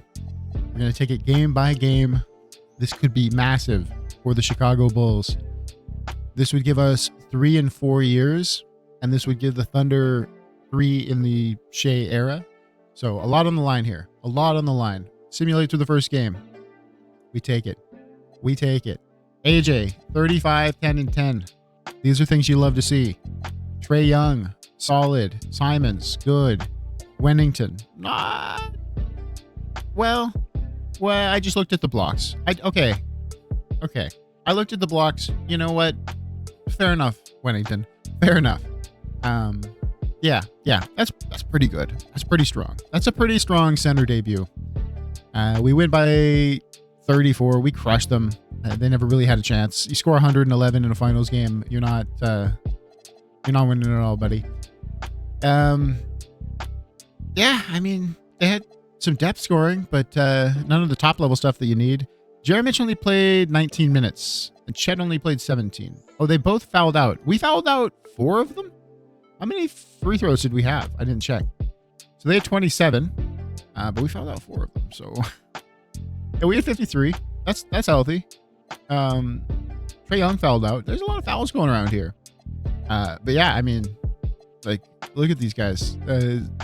Lawson didn't miss a ton of minutes, but Zion, it's a little early for Zion. And then, yeah, 19 minutes and 17 minutes. That'll crumble you. So no wonder they suck so bad. I mean, you can even see in the quarters there. Like, the 4th quarter, they were just dead. They had no one left on the No one left on the team. All right, game 2, simulate through the game. We take a 2-0 lead. I don't want this to be too easy. I feel a little bit bad that they're missing Shea, but that's the way the cookie crumbles. You know, we took some playoff losses because of stars getting hurt too, so can't feel too bad. That's the way the dice roll. Bennett starts 18 assists there is immense. AJ didn't have his best game, but when the whole team is flying like this, that's great. Again, it's just a very cozy win. Sorber, we fouled out Chet again on very low minutes. He's played, I think, a total of 30. Let's see his recent games very quick. 30 minutes for him in the finals through 2 games. Just can't stay out of foul trouble. We are abusing Chet Holmgren. Is that maybe why Wennington is starting as center? Because he's getting good fouls on Chet? Maybe? He's a very small center, but he's doing great so far. Another double-digit rebounding game. Walker Kessler only 5 rebounds. We just don't get a ton of rebounds as a team, especially with Dyson Daniels hurt. He was one source of them for us. Anyways, game 3. Oh, it's another big Bulls win, boys. Zion Williamson 31, not enough. Very close game. Very close game. But the boys come through. Dybantsa, Trae Young. Trae Young is delivering. 37-36. He's doing everything that he needs to do. Look at this streak of double-doubles. That's actually unreal. Missed 1 game against Atlanta, and then, the entire rest of the playoffs, he's had double digits. Trae, I'm so glad I stuck with him. He might not be the best player that we could have put in this position, but you can see his body's holding up well. He's 33. He's just doing really good stuff. And if we make it, this would be the 3rd title for Trae Young. Amazingly, this is an iconic era of Bulls basketball, no doubt about it. Up 3-0 in the series. I will crash out if we lose this. It's going to be rough. It is 2 a.m. right now, and I'm going to get some complaints, but 3-0 in the series. Please, Chicago. The Bulls have won the championship. 3 titles in 4 seasons. We sweep the OKC Thunder, minus Shai Gilgeous-Alexander in the finals. But we sweep the Thunder. Finals MVP, AJ Dybantsa, 25 years old. Full trophy cabinet already. 5-time first team All-NBA. NBA champion 3 times. 2 MVPs. 3 finals MVPs. What a man. 3 championships in 4 years. I think it's fair to call this team a dynasty at that point. Not a whole lot to say. Just not a whole lot to say. We've got this guy for maybe another 10, 15 years, depending on how Braun-like he is. The team is in good hands, man. This guy's going to go down as one of the all-time greats, if not the all-time great. Because at 25, I don't think Jordan had 3 championships. I actually don't know if he had 1 yet. Let me just look that up real quick. I mean, to put it into perspective, Michael Jordan, at 25 years old, had won 5 playoff games so far and had lost 15. So, the start that AJ Dybantsa is off to is unheard of. Almost unheard of. Very, very few guys have been this good this quickly. This is what the final box score looks like. I realized I might not have been showing these before, because when you win the title, you're just so excited to move on. But Bennett comes through huge. He's just never going to win finals MVP over AJ, but absolutely a fantastic performance. Super glad that I picked this guy up. He has had some ups and downs, but he's delivered Chicago 2 titles in the 2 years that he's been here, and he's a 3-time champion overall. Absolutely unreal. Trae Young continues the double-doubles. That's another jersey. It's going in the rafters. Anthony Simons beasting it when we need him. 7 for 14 from the field. 8 for 8 from the line. I mean, all you can do is just look at this and go, hell yeah. I mean, we shot like 60%, 56% from the field. Yeah, just outrageous. Outrageous. No one fouled out. We drew Chet fouling out yet again. Jeremic fouled out with very few minutes again. Zion again fouls out. Sorber we fouled out.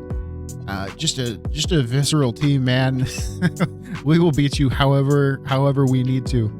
And yeah, the Chicago Bulls, 3 titles in 4 years. All right, so I have been thinking about how I want to end this series, and I think that we've kind of reached the logical conclusion of it. I think the way that I'm going to do it is I'm going to say that our boy Noam Chomsky is, instead of being the GM now, he's ascending to the president of basketball operations role. So what I'm going to do is I'm going to sim out the rest of AJ's career, and then I want to check back in after that point and just kind of fill you in on how his career went, how the league kind of shaped over those years, and yeah, just take a quick brief look back at everything, look at the record books, all that stuff. But I want to make sure that I give this a fitting conclusion, and I think that's the only way to do it. So I will see you all whenever AJ decides to hang it up. It's a sad day in Chicago. Trae Young and Anthony Simons are hanging him up after 17 years. Fittingly, our man Trae Young does go into the Hall of Fame. Career averages of 26 and 10. He made 9 All-Star games and won 5 NBA championships. What a man. Trae Young, give it up for him. And of course, we retire his jersey, as do the Hawks. Very gracious of them. All right, tragic news. It is 2040, and I'm checking back in. Our boy Young Hansen has decided to hang him up. So I thought I would go through the stats here. As you can see, I mean, it was pushing it here. Just for reference, only one player in history has ever attempted 900 threes in a season. And it was prime James Harden. Steph Curry's never done it. So back-to-back years for Young was crazy, and then he ramped it up to 1,000, and then he ramped it up to 1,100, and then he ramped it up to almost 1,300, which is far more than prime Harden was getting. And yeah, he ends with 12,000 three-pointers attempted, which is about 2,500 more than Steph Curry has ever taken. Steph Curry will close the gap a little bit. But yeah, just to put into perspective how many ridiculous shots this guy was taking. And he could have gone maybe for longer. Like he's still got enough overall to be signed. He's 35. He's calling it quits a little early. But yeah, I wanted to check back in, and he did not disappoint. 4 seasons over 1,000. I believe all 4 of those are more than James Harden. So yeah, pretty nuts. Just a quick check in. Cade Cunningham retired. 21 years with the Pistons. Craziness. I'm going to look at his numbers. I'm sure he'll be all over the all-time leaderboards whenever I go through those. But I thought it was interesting. Trey Johnson retired, and Alexander Sarr. This is the Wizards' most recent rookie. So he just came from this last draft in real life. And then Sarr was obviously the year before. So I thought it was cool to see that, you know, these guys have played out their career and they stayed in Washington and they got their jersey retired. I thought that was a neat little thing. Checking back in again really quick. It's 2041 right now, and I thought this was interesting. So it lets me sign this guy that's usually an 88 overall for $6 million, and I was thinking that's pretty ridiculous. And then you go and you see, well, he's -8 because he's injured. It's a dislocated right patella for his career. And then you look, and this guy has been inactive for 6 seasons now. He has been gone for 6 seasons as an 88 overall, and basically 7, because he missed almost all of the last one that he played in. And it's maybe even a little 8-ish, because he only played 38 games the year before. So this guy is like semi-retired after a hot start to his career. And it's letting me sign him. And I have no idea what happens if I sign him. It's also weird that he has 4 offers because he's done for his career. Like, the game is telling you he's never coming back. Yeah, really really weird situation. Another little check-in. We have now reached the age where Bennett Sturts is retired, 2042. He gets his jersey retired with us, which I'm super happy about. I mean, that is a long, long time with one team. So happy Bennett could get his jersey up in the rafters. All right, here is the player retirements. Cooper Flagg, 20 years, big career. Rob Towns, a lot of names in here. Darrell Wennington finally hangs him up. Ridiculous career. You're going to see later on exactly what he achieved, but the amount of titles is absurd. It's absurd. Lost a couple other guys too, but a lot of very tenured pros here. And Wennington does go in the Hall of Fame. I mean, it's going to show you. He was a 6-time All-Star, which is a little light for the Hall of Fame. 1,000 games helps a lot. Really nice stats. And then, yeah. Yeah. Every title AJ won, Wennington was with him. And, yeah. I mean, a lot of all defensive selections, which is, really good. But yeah. And of course, he does get the jersey retired with us. All right, so we are of course going to go over everything. But this is AJ's retirement. So 20 years as a pro. All right, so we're going to go over everything, but this is AJ's retirement. He made it 20 years as a pro, held on much longer, well, several years longer than others from his class. Iconic career. You're going to see it. This was peak 2K goofiness. I have no idea how AJ remained such a ridiculously strong player. You can see he retires a 94 overall. He easily had another 4 years in him, 5 years in him. It's very much like a LeBron situation where, just amazingly good year 2 on. Year 1 you could tell, but year 2 on, just super dominant. Had no problem. And this career kind of went how you would think LeBron's would go if he was surrounded by like a ton of talent the whole time and had like a lot of stability. So Tyron Stokes retires with us. We only signed him this last year. He spent no time with us, realistically. Let's see his stats. We had him for 61 games. But you can see he bounced around the league. He started with Denver, then he went to the Clippers for a long time, then OKC, then Boston, Indy, and then finally retires with us. Really good career for him, 19 years. Not much more that you can ask for. But yeah, AJ. So we're gonna see him on the boards, but you can see the stats. They trickled down. The 9 assists went down to 7. The 13 rebounds go down to 10.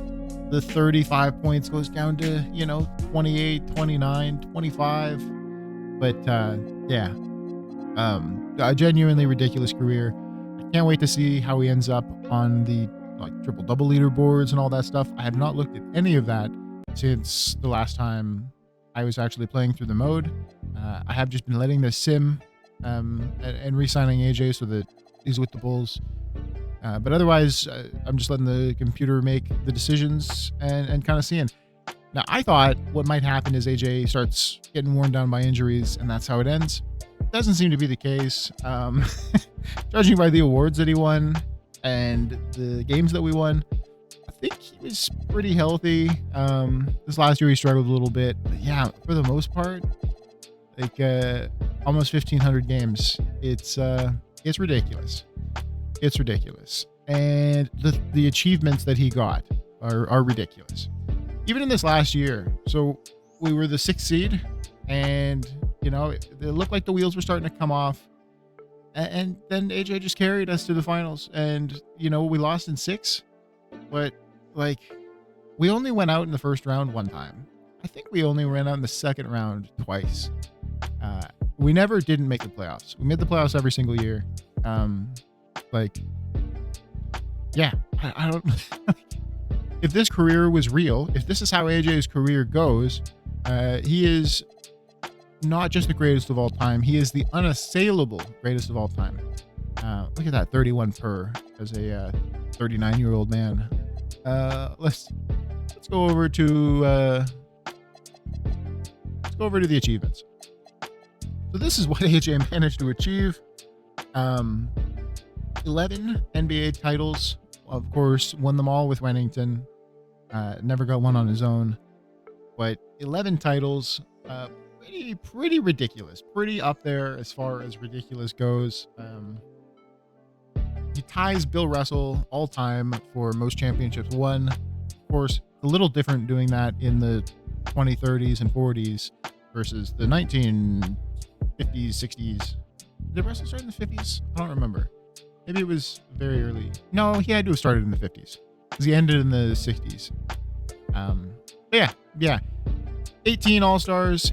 He missed that 1 year really weirdly and has since made them all seemingly.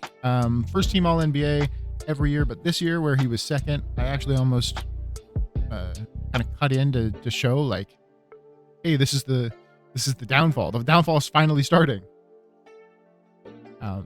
But I opted not to. But yeah. First team, 18 consecutive years, and then a second team. And then, of course, he missed as a rookie. Where it gets a little crazier is the 12-time MVPs, which is a record. And it doesn't show it here. I wish it showed, but because the second team All-NBA came up, it has cut off Defensive Player of the Year. He won that a lot. He won that probably between 11 to 13 times would be my guess. It was for sure double digits. We can maybe count them because there's the page that shows it. Maybe that's what I'll do. But yeah, he owned that award too.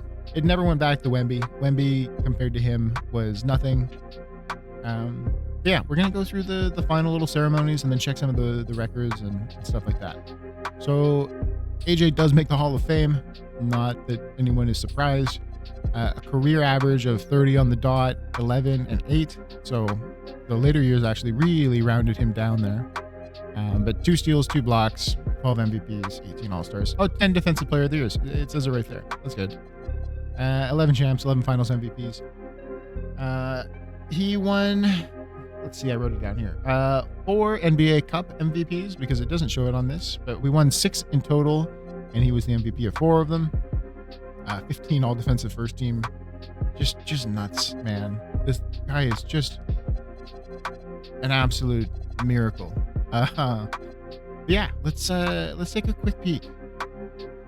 But yeah, we do decide to retire his jersey. So first up, the team records. So for Chicago, his career high is only 69. High is Michael Jordan. We've also got this Harold Hill guy that has worked out quite well, apparently, because he's got a 69 and a 68. But AJ's got 2 spots on the board. That pleb, Michael Jordan's only got 1. Field goals made, Harold Hill, and 2 games by MJ. Dybantsa doesn't need that many shots, I guess. 3-pointers made is still Zach LaVine. I don't think we ever. Oh no, we did have Harold Hill hit 10, but we never had AJ hit 10. I don't think. And I was looking in Cade actually. His career high was 9, which I thought was silly. But yeah. So we've padded this 3-pointers made board a little bit, but not as much as you would think. I would have been positive that we had someone break the record just with the faster shot clock. But it was not meant to be. And then free throws, Dybantsa tied Michael Jordan twice, and then had a nice 4th place finish. Rebounds, no contributions to that. Assists, Trae Young does make the list, and then Bennett starts the remaining 3. So what an icon he ended up being. Blocks, no one makes the list. I don't remember Pau Gasol having this 9-block game, but I'm sure it happened. And then steals, AJ had 9 in a game, not quite as good as Jordan's 10. Minutes, no contributions there. We got no contributions for turnovers, which is nice. And then games in the playoffs. Michael Jordan's 63 remains our most ever. And AJ is actually not on here, which I'm calling BS on. Because I pretty confident that AJ had a couple of 60s in the playoffs. So I don't know what's going on there. But yeah, I'm calling that entire thing into question. Just kind of quickly scanning for some stuff. AJ, our all-time rebounding in the playoff game leader. He's got 3 of the top 5. And then there's Wennington, of course, his right-hand man. Oh, you skipped a lot there. Walker Kessler, 9 blocks. Wennington, 9 blocks, 8 blocks. It's all of our guys. The steals, 3 AJ appearances, minutes, nothing. I guess we never had any big overtime games. Turnovers, okay. AJ's got 4 spots on here as well as this Harold Hill guy. Yeah, okay, so seasons. Most points in a season. Dybantsa couldn't quite get there. Harold Hill is ridiculously high on here too. But AJ's got 4 of the top spots, which I believe formerly was just 10 spots of Michael Jordan. Field goals made, he's only on here once, which is weird to me for a guy who averaged so many points. Only made 1,000 field goals once. 3-pointers made, the Trey Young / Harold Hill list. I guess this Harold guy is a gunner, man. He is putting up some stats. Free throws made, AJ has got some spots here. He's got 6 of the top 10. It's just him and Michael Jordan. Rebounds, AJ, he took that second place really early and then never was able to pass Rodman. Wennington also came up on the board. It's pretty cool. Assists, Bennett Sturts, 4 of the top 5. What a man. I think all of this is after we stopped playing. So he was on one after that point. Surprised there's no Trae Young in the top 5. Blocks, Wennington was 2nd in a season. Wow. And then Dybantsa was 3rd. I mean, you would expect the greatest defensive player ever to be on here, but I don't know why I was still surprised. Steals, only 1. Only AJ, just 1 season. 5th place all time. Interesting. Nothing for minutes. AJ for turnovers, which is not great. Points per game. I mean, this kind of paints the picture of why I think some of these are ridiculous, because most of the list now is our young guys. Field goal percentage, 3 of the spots. Wennington, let's go. 3-pointers, Bryce Sensabaugh, nasty. Free throw percentage, I'm really surprised Wennington was that good at free throws. I did not honestly know that about him. He's got 4 of the spots here. And then AJ, third best ever, is insane. Oh, Matas. So we reacquired Matas at some point. I think he was like 35 when we acquired him. And he came back. Put up the best free throw season we've ever seen. Rebounds per game. Wennington's on here. He had almost 16 per game. Ridiculous. What a player. Assists per game. Bennett Sturts, of course. Blocks per game, number 1. Wennington. Interesting. I was not expecting quite so many Wennington appearances. He peaked at a 92 overall for us, which I thought was pretty cool. Not bad for the 20th pick. Can't bring up his profile anymore, sadly, but yeah. Steals per game, AJ, minutes per game, no one, fouls. And then his career. So this can't be right. This can't be right. So the most ever in a Bulls uniform is Jordan with 29 and then Pippen with 15. Do I have to proceed past this stuff first? Because I'm pretty confident AJ's got more points than that. Let me just see real quick. So yeah, AJ's got more points than that. So I'm going to finish this offseason and see if maybe that helps lock in the career numbers. Okay, yeah. So I'm a little concerned about this. None of the team records are reflecting any of my guys, which is very, very sad because this list would be very populated. Yeah, I mean, it's really clear Dybantsa's number 1. Field goals made, you know, he's probably right there. I mean, I might have like a video of all of his numbers, but you know, I would like to see a relative to Trae Young and all the other guys that we brought in. So I'm a little sad that page doesn't work. Now for the NBA records. So we saw a 77. We saw a 76. Nothing too crazy. I mean, we had some mid-70s before.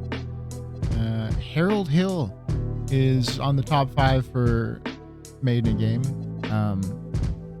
No one broke Clay's record for threes in a game yet. Free throws, they've had 2 appearances at 33. That is crazy. That is so many free throws, Dylan Harper. What the hell? I'm surprised. I've never seen this record get broken before. But yeah, 5 guys all at the top of the list. Rebounds, never ever seen that broken. Assists, never seen that broken either. Blocks, I don't think I've seen this broken either. And then same for steals. It's really hard to crack 11 steals. I mean, Eamon got 10 and Jaren got 10. I don't know how Jaren got 10. But yeah. Minutes, never seen someone break this one either. Turnovers, I mean, this isn't a good one, but it's just been a lot of ties. And then this is a playoff game, so it's Anthony Edwards and then Cade Cunningham, the 2 games against us. I think this jaw game might have been against us too, which doesn't say great things about our defense that is usually very good. But anyways, field goals made, yeah, we know about that one. 3-pointers made, no one's touched Dame yet. Well, no one's beaten Dame yet. Free throws, Roy Burks, number 1 overall. Very, very interesting. Rebounds, yeah. Assists, we had a player put up 23, but no one broke the record. Blocks, Cenac tied it, but no one's broken it. And Wennington's up there too. That's pretty cool. Just quickly browsing. Dyson did this, but he did this right before we traded for him. But yeah, other than some of those incredibly gaudy point totals, the playoff records haven't been too affected. And then this is points in a season. This is populating at least. We don't have anyone here aside from, of course, Jordan. Field goals made. Who is this Johnny R. Sharp guy? He's hooping, dude. He's got 4 of the top 5 and all of the top 3. Look at him go. 3-pointers made. Yeah, I mean, that list has been brutalized by the modern game. Free throws made. Number 1, Anthony Edwards. Cade Cunningham, strong contender too, but Anthony Edwards. Rebounds, you just never get anyone that passes this. Assists, very similar. I'm actually really surprised that there's a guy that's 10th. And then nothing for blocks, nothing for steals, nothing for minutes or turnovers. Nothing for turnovers? No, it's the latest one is the real Trae Young year. Points per game. So we have a new contender that it was closing in on Wilt, but not quite. Field goal percentage, just lively, interesting. 3-point, yeah. I mean, you're not going to see Hansen Young here. Free throw is basically all new guys, but I don't think there's a cutoff here for like qualifying. So I don't know how legitimate this is. I mean, obviously Ndaya was a serious player when he did it. Obviously Cade was a serious player when he did it. I mean, Calderon was somewhat of a player when he did his, at least. Yeah. I mean, a lot of these, like Ndaya was real. Cunningham was real. Rodman was real. Maybe I'm being too hard on this. Rebounds, nothing. Assists, nothing. Well, Preston Bellamy. Blocks, nothing. Steals, Preston Bellamy again. Is this guy just like the perfect point guard? The games played record is 88. I had no idea. I'm really surprised we got a guy with 86. The foul record is mostly new. I didn't think this is the point guard for OKC for so long. I'm surprised that he's on it. 40-point games in a season. Cade tried valiantly but couldn't close in on Wilt. Same for 50s. And of course the 60s. Triple doubles. Rest still owns it. Jokic came very, very close. Twice. AJ's on there, but you know, a couple of spots or a couple of pieces behind. And then career. So yeah, there you have it. number one all-time in points. I guess that was when he decided it was cool to retire. Cade Cunningham, third. If he was playing the whole time with the brutal force that he had there, I mean, he had a bunch of years in before the shot clock changed, so that would have been a big difference. But 44,000 by AJ is just insane. Cooper Flagg, 8th all time. Anthony Edwards, 7. Dybantsa, who I think just retired as well, 38. He takes top 5. Yeah, the list is very populated with new players. This J.R. Simpson guy, if you remember him, he was the 7'1" power forward that I wanted way back in the day. I think he was like the first pick of 2027 or something. But he's on the list, so he had a really, really eventful career. CNAC on here. Will Chamberlain's already down to 20th. Steph Curry retired at 21. Really cool. Trade top 25 all time. Let's go. I'm just looking around for some more familiar names. A couple of these guys are going to still be around. I don't know in what capacity. Let's see. Just giving this a quick scroll. Elijah Arenas is top 100. Very, very surprised to see that. Field goals made. We won't go this deep. I think the all-time points leaderboard is a little bit more interesting. But AJ's only third here, which should speak to probably how many free throws he got, but also how many threes. Steph Curry retires, still at number 1. I don't know. This Johnny Sharp guy might be 28 years old, and he's going to kill Steph. No idea. I mean, maybe I give a quick look at the Celtics after this and see if he's still there and what's going on there. But Cooper Flagg, third all-time for threes. Jeez. Yeah, I mean, AJ 15th, it really wasn't his game, but, you know, more so his game than LeBron, who's going to be all the way down to 35. Just one spot below our boy Mikal Bridges. Free throws made. This will be a little bit more interesting. Yeah, Dybantsa, number 1 all-time. 10,000, the first guy ever. Cade was creeping up there. Similar kind of story. If he started a couple of years later, he would for sure have hit 10K.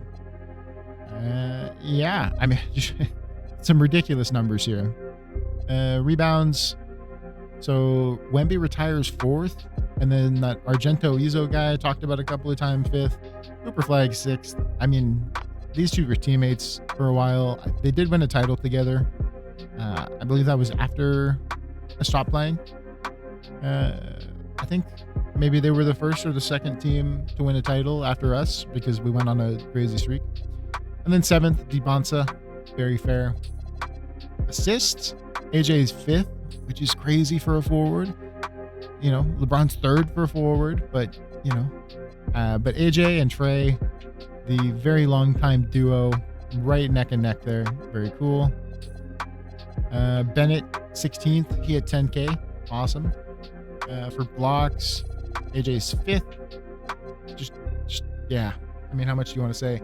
And then it's funny in real life, Hakeem just did an interview saying that if anyone was going to beat his record, it was going to be Wembanyama. And there is Victor crossing 4,000 before he retired. Yeah. He killed it, man. He killed it. Steals all time. AJ. There was a lot of talk that Stockton might own this record forever. AJ put a stop to that. Minutes. I'm really surprised AJ's down at 12. So he was scoring much more time efficiently than LeBron, which, you know, down to eras makes a lot of sense. He's nowhere near the top of the turnovers. He's well under LeBron and them. Points per game. Dybantsa retires number 1 all time. He only 30 really surprises me, but he does beat Jordan, which is pretty sick. Jordan beats Dybantsa by 0.1. I didn't notice that at first. Field goal percentage, I'm not too interested in that. 3-point percentage, no one has beaten Steve Kerr yet. Free throw percentage, Ndaye, number 1 all time. And then Mikal Brown Jr., the guy who was picked ahead of AJ. I'm sure they regret that. But he is the second best free throw shooter ever. Rebounds, Izzo, 5th all time. Let's go, buddy. And then Victor Wembanyama, 11th. Tyron Stokes, 15th. Let's go. And come on, Maluak. He went on my team eventually. Wennington, of course. Jokic. Yeah, some cool names here. And then all-time for assists, Halliburton close. Bennett up there. One of the very few guys to average 10 for his career. Blocks, Wemby. Did a lot of that on durability, I guess. Steals, Dybantsa third. Yeah. Not much you can say. Averaging 2.3 is crazy. And then minutes, I suspect he's well down here because there would have been a bunch of seasons where he didn't really play. Nearly as much as like a LeBron who averaged 37.5. It wouldn't surprise me if he's not on this list at all, actually. It would not surprise me if I can go through this whole list and not see him. Yeah, I think his career average might have been like 32. We usually kept him pretty low minutes. He packed it all in, man. Games played, 8. Yeah. I mean, he did a lot with not as much time. It's crazy to play 20 years and have 200 games less than LeBron. Well, 160 games less than LeBron. Yeah, man. Yeah. Some silly records in here. Fouls all time is that 7'1" power forward guy. Crazy. I think he has retired. I'm not 100%. All time 40 bombs. Cade Cunningham, the leader. 300. AJ Dybantsa tied with Desita for third. Okay. What about 50 bombs? Oh, Cade came close. Cade came very close. Good try, buddy. Dybantsa's only here at 37. 60 pointers. Cade very respectably close to Wilt. I wonder what made Cade such an enigmatic scorer in this. The triple-double board, AJ, finished second. Thought he had a chance, but he really did slow down toward the second half of his career. But still a respectable second place finish. Almost 300 career triple doubles. He's doing it all out there. More than double LeBron, just to put that into perspective. Our man Josh Giddey, 10th all time. Can't say I'm too surprised. That was kind of his shtick. But yeah, that wraps up the Chicago Bulls, I think. Let me see if I have anything else I want to cover. Oh, I did want to talk more about Michael Stauffer. So he, as you can see, won a ridiculous amount of Coach of the Year awards. 14. At one point, he won 14 of 15, I believe. You can see 22 years in the league, all with us. 14 Coach of the Year awards. Just you can't. What do you say about it, man? What do you say about it? Yeah. All right, and the awards. So, most valuable player, AJ had won it 4 times in a row. It was broken up by flag. Desita got one, and then it went back to AJ for 7, 8 years in a row.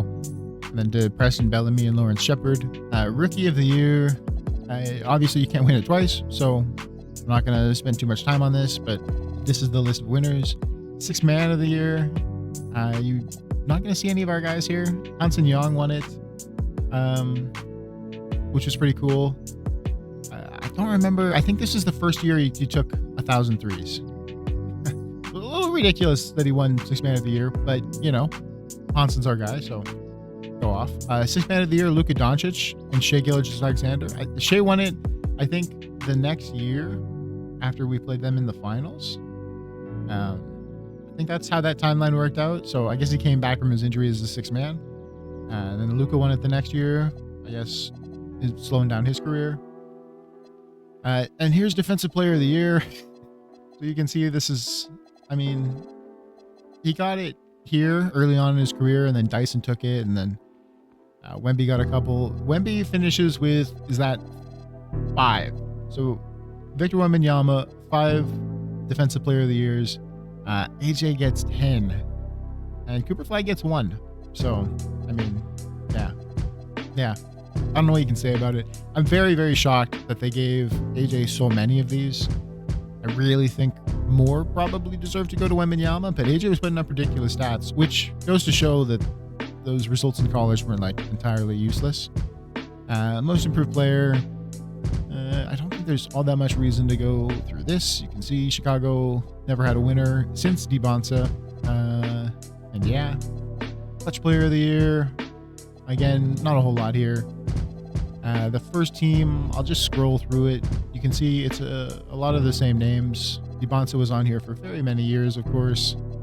I don't think we ever had a second guy make first team All-NBA. We've rarely even had another guy make a All-NBA team at all. You would think with how dominant of a team we were that we would have more representation. I mean, Wennington starts to make the second team some of the time, and Harold Hill there sneaks in one. But we're such a dominant team. Like, look at that stretch with nothing, and then Wennington is there. Yeah, just super weird to me. There should be more representation for us. All defense team, I'll just skip those. All rookie team, no one cares about that. Oh, here's the Michael Stauffer. So you can see once he starts winning it, he basically never stops. So 6 in a row, loses to Kidd, 2 more, loses to Schmidt, and then 3, 4, 5, 6 in a row. And then Steve Kerr wins one. I didn't notice that. Steve Kerr won the last one. Still kicking. He's got to be 80 now. Like, this is his Greg Popovich era. But good for Steve Kerr. Yeah, I mean, we were the 6th seed, so it's debatable whether Stauffer deserved it. But a ridiculous 14 Coach of the Year awards, which they would never do in real life. They would have been bored of giving it to him by then. And then, yeah, it doesn't show Executive of the Year here, but I promise you, I never won a single one.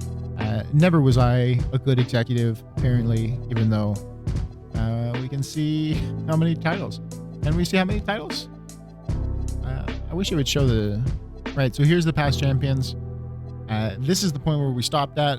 We beat the Thunder, and then the next 2 years, we beat the Lakers and the Pelicans, and Dybantsa won the MVP for both. There's the Mavericks winning with Flag and Wembanyama, and then the Grizzlies pulled one off on us, sweeping us, which was kind of crazy. And then Dybantsa just kept getting involved, man. He, wins another one here, a year off, wins another one here, a year off. We won 4 straight, and yeah, it's just a ridiculous sim. Obviously, even as great as Dybantsa is, being a 99 overall, you just don't see guys winning that many titles. It's silly. And I mean, even like the finals runs, like we make another finals run here. We made a couple others. We've lost in the finals a few times. Maybe Jordan fans think that Jordan's run was better because he never lost in the finals. I don't know. I can't speak to that. But yeah, a really interesting save.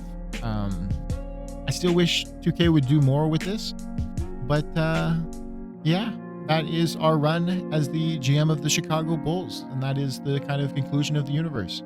You will see Gnome again. I will give you a little hint as to where. And yeah, thank you all for watching, and I will see you all in another video, hopefully.